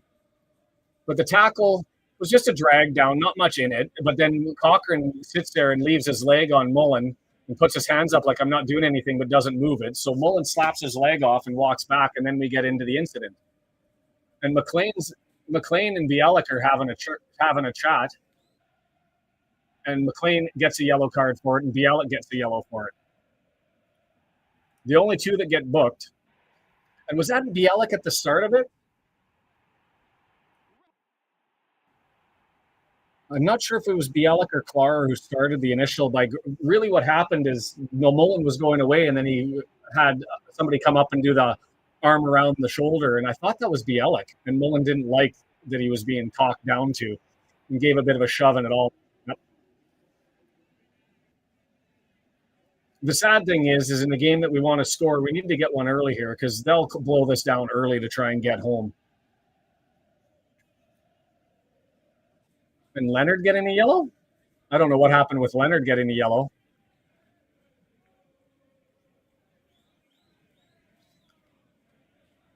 Was that Leonard or Anderson? Oh, that was Anderson. Anderson got the yellow. Mendy and Reven both coming on, so we're going with pace here. Oh, Cannon got one. And that's probably running in to defend the initial Mullen push. Well, we'll see. Mass gathering. What's the difference between this one and the Sheffield United one? I didn't see Anderson. So, another yellow to Mullen. The yellow cards are flying.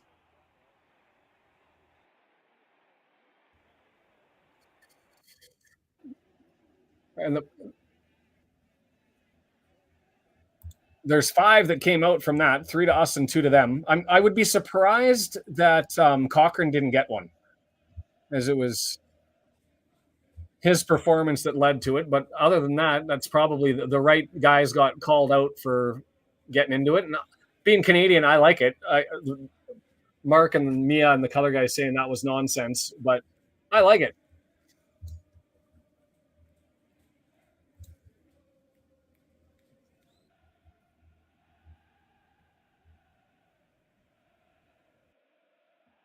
Steps on his head a little bit.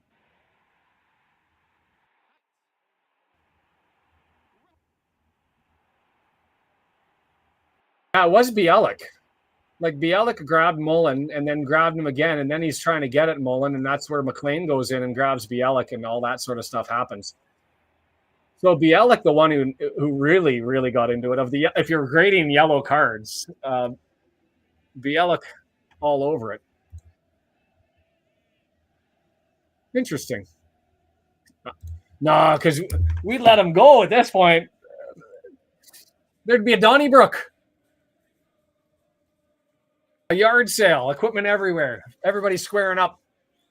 So Barney off for Revan.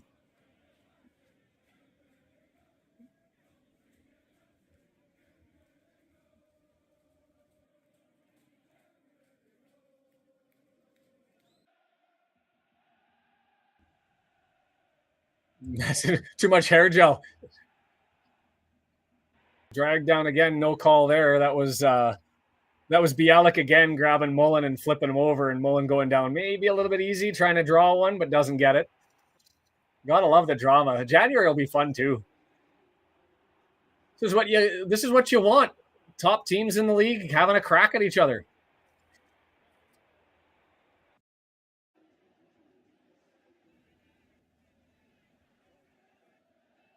I hear a lot of Wrexham being there. McLean. Oh, did McLean going for a walk? Did he get sent off? He was leaving the pitch there in the stadium and giving it one of these as he was walking off. Revan knocks it down.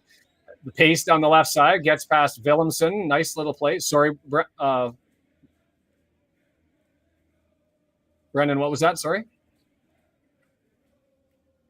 Oh, you think that was Mendy on the left-hand side, not Reven? It was Mendy. My bad.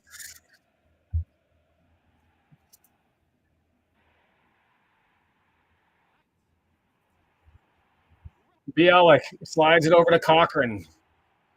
Oh, I'm sure it will be, but I mean, the reality of this is they're a good squad who spent a crap load of money, and they're going to make their run and try and set themselves up for a push in the championship, and they use this season to do it. You can't knock them for it. Unless you're of the camp that owners shouldn't be overspending and sustainability should be the goal. But if somebody wants to use a team as a plaything, they're allowed to do it. Rob and Ryan could do that, I'm sure, if they wanted, but they've pled that they want it to be sustainable, and it's EOC with a header on a cross that went into the box. Reven now tries to clear it, can't get it out as it's Dobson scoops it out to Reven, and Reven down the left side. Nice little play to get to the midfield and gets it up to Cannon. Cannon goes to give it to Reven, and he's found him, and Cannon gets taken down. That's got to be a yellow. Yellow to red. Bialik is gone. A little bit too late with only 4 minutes left for anything to come from that one, but that'll take Bialik out of the next one. I'm with you, Beard. I mean, I still feel as though, and John will attest to this and has been said that, I think this game, even if it had a 3-1 score, proven that we're a top team in the league. I'm not saying the top team in the league, but if you would have told me at the start of the season that I had any expectation that at the end of the year we'd be above Birmingham in the standing, I would have said never in a million years is Wrexham going to be ahead of Birmingham at the end of the year. They've got a $25 million transfer window to our 1.4 added. So I'm good with it. Yeah, this would be a power play. No, we've got a sub coming in here as well.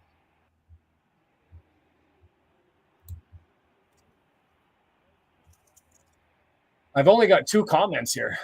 Cool off. I like the drama.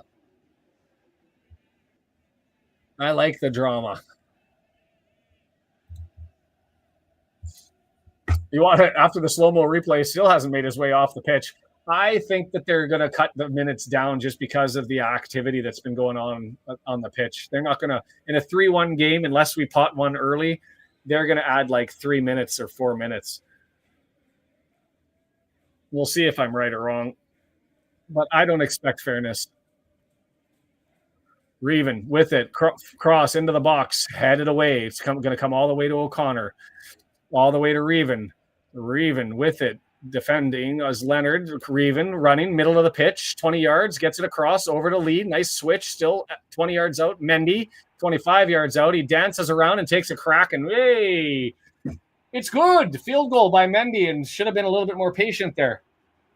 W&G says 7 minutes. I see Nash saying 10 minutes. I'm going to go with 5. They're going to tank it.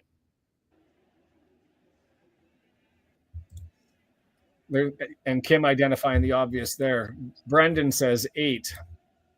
I've only got 2 competitions for man of the match.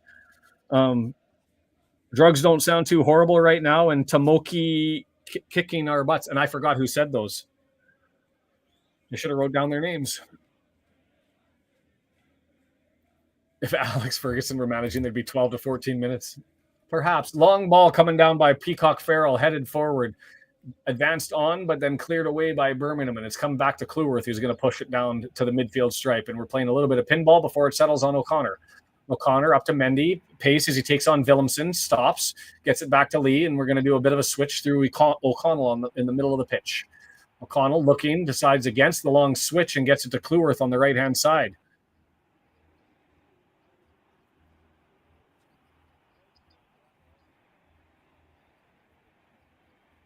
Cleworth pushes it on. O'Connor draws it back. O'Connell not real push forward until long ball that's up to Mendy. It's ambitious. Can he chase it on? No. Goes out for a goal kick. Just an inch too far.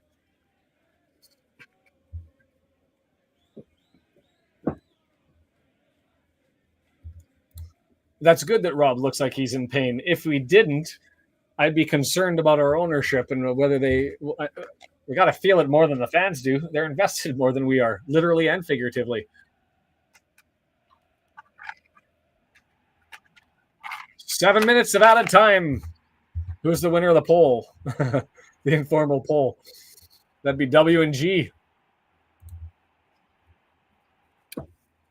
Goal kick, long. O'Connell pushes it forward, but it's knocked down in the middle of the pitch and advanced it forward. Cannon with it, gets it over to Reven. Reven, nowhere to really go, draws it back, and Peck able to get possession on him. Tucks the flop, and the ref not giving Peck any calls. Because I've seen Leiter get a free kick, but instead it goes Mendy, left-hand side. Dobson draws over. O'Connor all the way forward. A little bit too close maybe, and he ran into trouble, and he has to clear it in a soft pass back. Can Mendy get there and win the ball? The flag went outside. With how far back that ball got hit and where Mendy was positionally on the left wing, I don't think that was anywhere close to offside, but I'd like to see the replay and probably won't get one.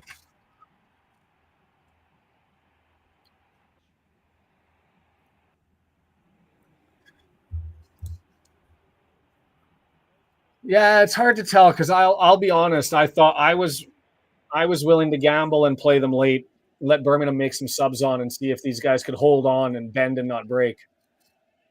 But right at about the time I was thinking, okay, within the next 10 minutes or so, the floodgates opened. Cleworth with it. 5 minutes left and added time. Up over top. Fletcher, man of the match suggestions. Who do we got? Marriott scored the goal, so he's got to be on the list by default.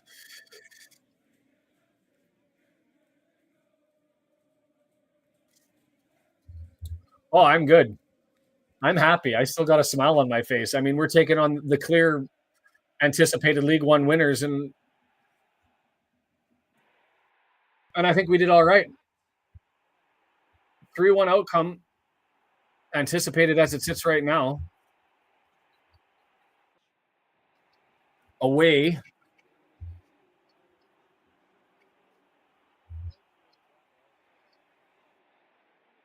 That's maybe the saddest part. I really wanted to see Brady deflated. No. Might have looked like her, but no. Yeah, that's not how it works, Beard.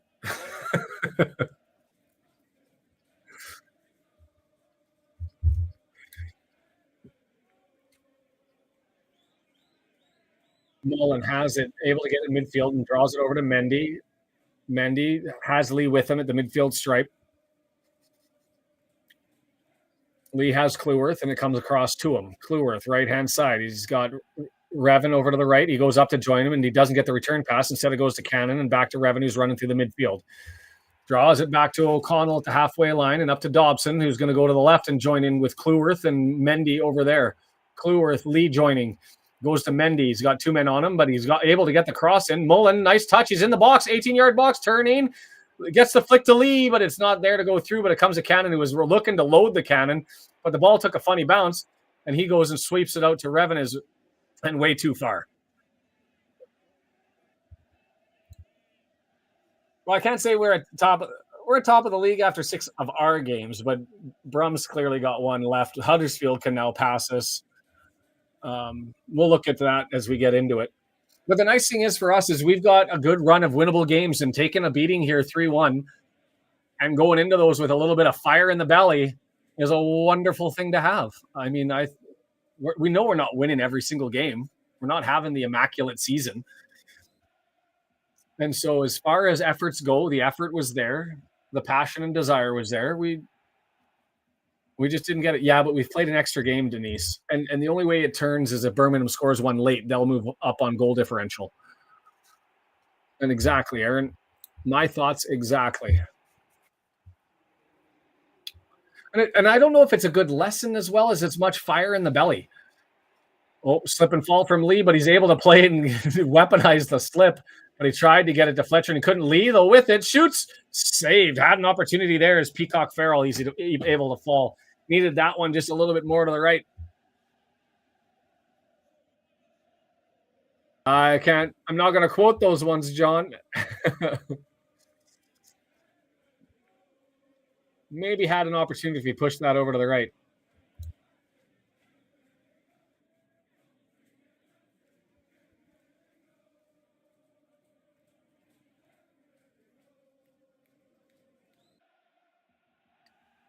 Fletcher with it. Too much hands-on.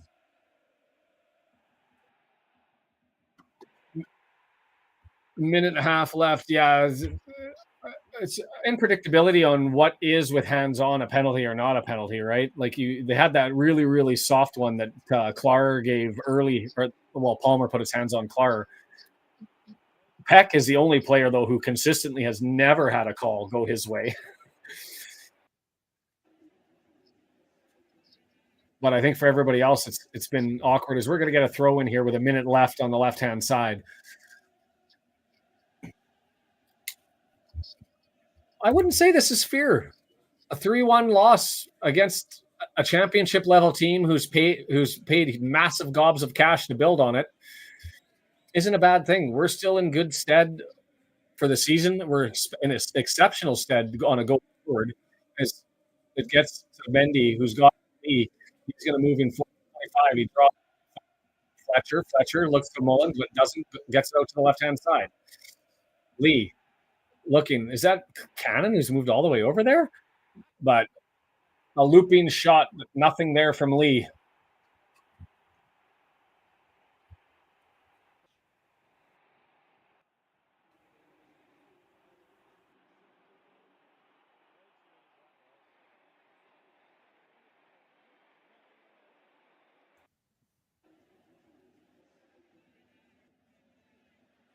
So there it is. We'll probably get the whistle here on the kick. We'll sit around and chat for 10-15 and go through the stats in the table.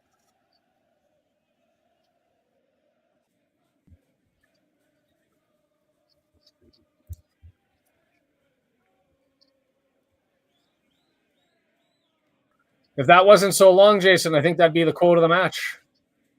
Maybe it is anyway. First loss of the season always stings, but really I don't think anyone is surprised that we didn't win this one. It's not the end of the world for sure.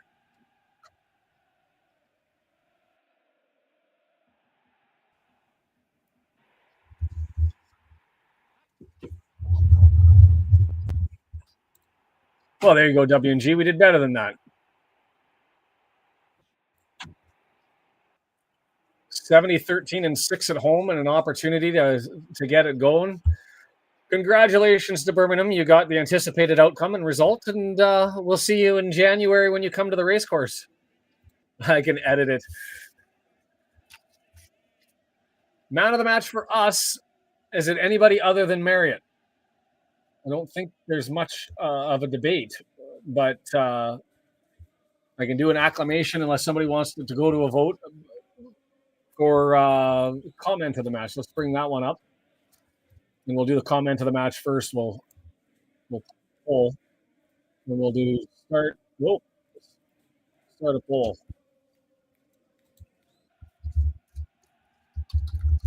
Comment. And the options are drugs don't sound too horrible right now. Tomoki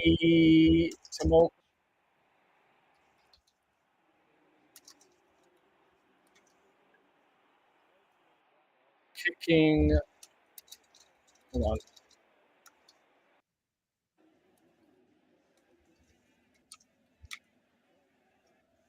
And the last one being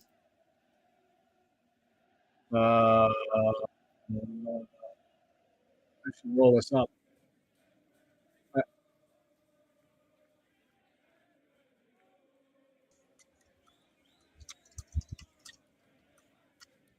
So I'll put those ones up.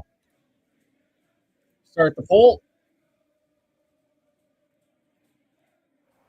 I don't know what they only had 3 on target, so 3 was the most that they could have scored. They scored on all of them. I don't think that there was a save that. Let me just confirm that that's accurate. I'll go to the spot mob stats for shots on target. But really, I think they only had 3 opportunities, really. We got to go to the stats here.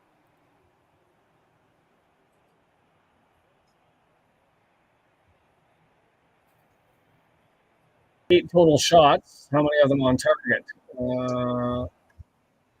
Well, they had 6 on target, so there's arguably 3 that they could have saved, or three that he shouldn't have saved.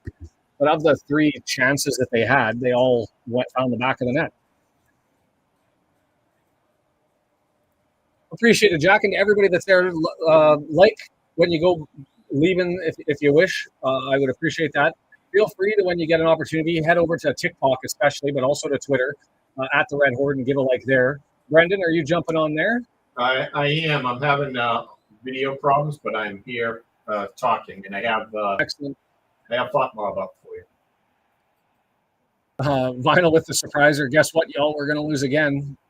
It'll happen. And yeah, the challenge for Dobson is he had a lot to take care of, a lot of responsibilities in the middle, right? I thought O'Connell had a really good game actually, except for that one goal. I think that he had the opportunity to get there, and I think maybe just got the feet not set right and didn't get as high as he wanted to, and just an extra inch, and that's not a goal for the second one. I disagree. When I saw that replay, right, it was a good foot over his head. I'd say a perfect pass, but he says perfect pass, and he just got beat. I don't agree, but that's all right. We all see it different. Appreciate it, Beard. Nice to have you here. Always welcome fans from other sides. And if we get to January and we do the review, if you want to do a stream, follow me on Twitter and send me a message that it's you, and we'll look to add you to have a convo before this one starts. I guess it's Marriott for man of the match on acclamation. I think it kind of has to be. You look at the rest of the lineup as far as the starters are concerned, and he was the guy. And I'm seeing if I've got messages. Only about 10 minutes or so, and then I got to have lunch, and then I'm working all night long. And it's going to be a long one, so won't be too terribly long on this one as they're doing their formalities. I'm actually going to close the feed down so I can just hear Brendan. We'll bring the stats up and look at the table and wrap this one up. Brendan, what's your thoughts generally? You didn't come in at the half, so you can go all the way back to the first and second half. What did you think? They look like they might in this game. They look like the better team, but it wasn't like we were so outmatched. I mean, there were only a few really good chances by both teams. They just happened to hit all theirs. That last goal hit the post. Like when Arthur dives, he covers up almost the whole goal, right? When he can dive right and left. And there's only about a foot left on each side when he dives, and that's what they hit. They clanged it in off the side post. So, yeah. I mean, that was perfect. The only thing you could say is Lee turned his head, lost his man. There was a lot of space in the middle, and that's where the player ran into, was able to tee up the shot and put it in the only spot that, at least on the ground, that Okonkwo couldn't get to. So that was hard. You don't think so, but I thought that pass and that cross that went over O'Connell's head was just perfect. So I don't know that there was a ton to do about that. I think the guy was given too much time to chip that in, like that. There should have been pressure on that player that fed it in. And then I thought Arthur, in hockey, they get on the goaltender for not kicking the blocker saves out to the sides. He didn't try to catch it when I thought he could. Let's just say he can't. He's got to angle that thing. He can't block it straight back into the fray. Yeah, and get it out of the 18-yard box. Yeah, there was no one off to Okonkwo's left side. He could have, tried to send it that way. Maybe, I don't know. Maybe because those guys can blast it so much, you have to tilt your hands forward to make sure that the ball doesn't get blasted through. So maybe you can't angle things. I don't know enough about keeping at that level to know if that's something you can do or be expected to do. But I guess that's what I would prefer: catch the ball or angle it out to the sides, not back up the middle. Yeah, no, I'm with you, and I mean we're maybe conflating sports. It's a question I think that would be a good one to go to Matt at the Racecourse Ramble as to goalkeeper strategy there, because he seems to have a good handle on that, and one that I will probably ask. And if there's somebody in the chat who's been a keeper or done it, Brendan's exactly right. As a keeper in hockey, ice hockey, you're not even just blocker side or into the pads. You're looking to get everything off to the sides, and he went straight up the middle. Kim says it was a hard initial save. See, I didn't think that it was as much of a bullet as like we've seen from Cannon, and compared to others that we've seen. I'm not saying it was a powder puff shot, but I don't think May got all of it on that one. But it is what it is. I mean, it went up the middle of the pitch, and whenever you allow those rebounds, it's a free for all as to who's going to get there first, and it's a strategy that works. It worked for them then. The second one, I put blame on EOC. It's be interested to watch the highlights and see if there's other angles that are out there of the goal. But mistakes are going to happen. I mean, we scored on a mistake by their keeper, right? That was as much their keeper stuffing that up in the punch out as it was Marriott slapping the shit out of the ball. So you've got those as a risk, and I say that I'm appreciative of Santiago's comment earlier where he talked about the shutout to his 10-year-old, and here I am cursing. The third one, I'm with you. A more perfectly placed shot almost couldn't have been made unless he went top bins, but kicking and hitting it off the inside of the post and in, it's Algonquin. It's not going to get there. They scored on their chances. That's going to happen. We're top of the table, and it's where it's at. You got FOTMob stats up? I do. I have the yep. Go for it. I don't have them up on mine, so give me a second to panic mine through here, and I'll go through the comments as it loads. Easier saving. He doesn't allow that rebound straight out. Yeah, I get it, and it's just, and that may be the case, right? It wasn't into his body, and so it's one of those things like, can you grab that with your hands? Can you do it? I haven't stopped enough balls on a level that's high to say that that's what should have been what happened in those instances. Sarah, I know you have a history of facing Birmingham in the past. Was this comparable to them? Yeah, I'd be interested in hearing that from Sarah as well. And Sarah, you got your T-shirt.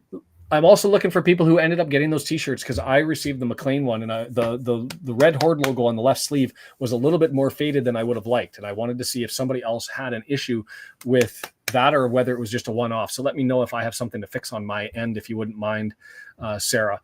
Looking at the FOTMob stats then and just going through them, the XG sitting at 1.5 only, and see, that's indicative of what we were saying there. They scored on all three of their.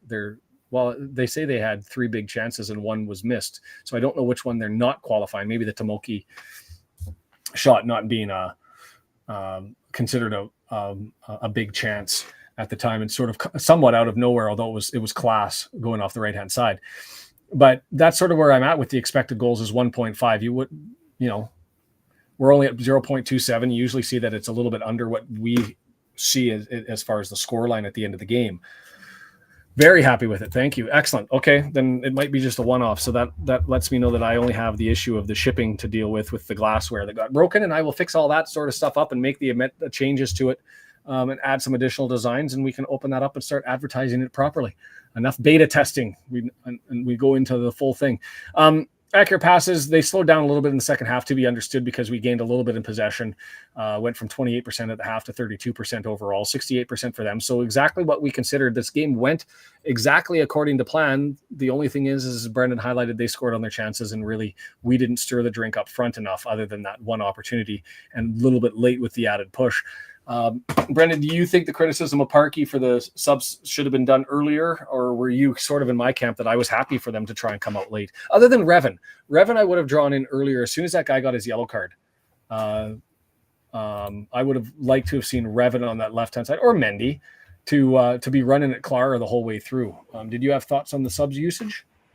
I didn't feel it was that big of a deal to be when he subbed them. I mean, I think you want to try, like you said, having Fletcher go too long at the end of a game is probably not great either.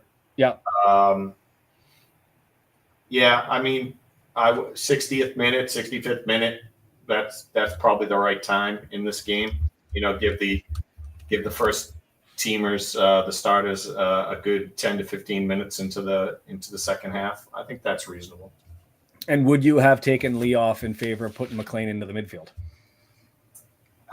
I mean, truthfully, I hadn't seen Lee touch the ball for the most part. He didn't seem to be impacting the game. He was almost invisible out there in most of the first half for me. Well, I would even go further to say until the last 15 minutes of the game. Yeah. He all of a sudden showed up and started touching the ball in those last 15 minutes. But prior to that, nothing. Interesting. Kim saw the game differently than we did. Kim saying the sub question is missing the point. Wrexham were rather lackluster throughout. I don't think that the performance that we had was any different than what we've seen throughout the season. Comfortable without the ball, look to counterattack. We scored off of a set piece. We didn't have the counterattack, and that's largely because of their pace in the midfield. Drew the midfield back to make sure that we had numbers there, so that it was harder to connect and build up as we went forward. I don't think it was lackluster as much as it was just outclassed. That's the way I assess it. I think that we've still got the team, we've still got the ability, but let's give Birmingham the credit that they deserve. They're a championship level squad. They've had some time to gel. Obviously, they were able to gel here. And the reality is they were fortunate enough to hit on every single significant opportunity that they had. And I don't know, like Oldham, we've had a bad run of form against him. 1 win and 7, 1 win, 6 losses since 2016 with him as the official. I think he lost control of the game, and I don't think it was just the Cocker and Mullen incident that initiated the potential mass gathering. We'll see what the EFL and FA have to say about that. But interesting. Kim says the spark was missing. I'm curious to see if other people agree with that. And feel free to let us know in the comments that it was absence of spark. I didn't chalk it up to that one. I just thought that was when you're comfortable playing in the 30% possession mark, you've got to have the counter. We couldn't have the counter because of their pace and ability in the midfield. And so what do? You continue to thump the ball down and you leave it for Palmer and Marriott to try and hold it up. And they had nobody coming up in support quick enough. And I can't blame the midfielders for coming back and responding defensively. But by the way, there was one play that we didn't call out about 15 minutes into the game where we tried to push up our right side, got up to Barnett. The ball got swung all the way back to Cleworth. It went around and then started to come up the middle by Lee, kicked it out to the left, and then crossed it over to middle. I think 9 to 10 players touched the ball without Birmingham getting it. For that many different players to have the ball in possession and in control and actually, moving forward, not just playing it around the back without them pressing. That was super impressive. We usually don't do that. We are like 3 or 4 passes, and then we're heading at goal. Going forward. Yeah. Yeah. Mullen, and I don't know if you saw this on your feed. I'm assuming that you did. Might get a retro red for that bite. I think he thought about it. I don't think he actually did it. No, I don't think he actually fought. He opened his chops though. Yeah. Yeah, and he did open his chops, but first time down in the season, just disheartening. I have no doubt they will be back, and I see Stacy, who's frequent on a Discord channel, commenting there that said it wasn't a bite, it just popped up as though she was listening to us, but I know that they're not. So they're having a chat there and talking about the exact same thing. Yeah, maybe the hospitality just wasn't good in St. Andrews. They couldn't get a snack or anything. He's a little hungry, a little nibbly. And Kim here with the comment, Birmingham pressed hard, much harder off on the ball than Bolton or Peterborough. I do think that's true. I also think that, like I said, their midfield controlled things. I'm surprised. I thought Peck was going to be better than he was. I thought that he was quite poor for them, actually. I just didn't get an opportunity to take advantage of that. I thought we didn't get it out to the wings enough. That's usually our thing. That's when the game's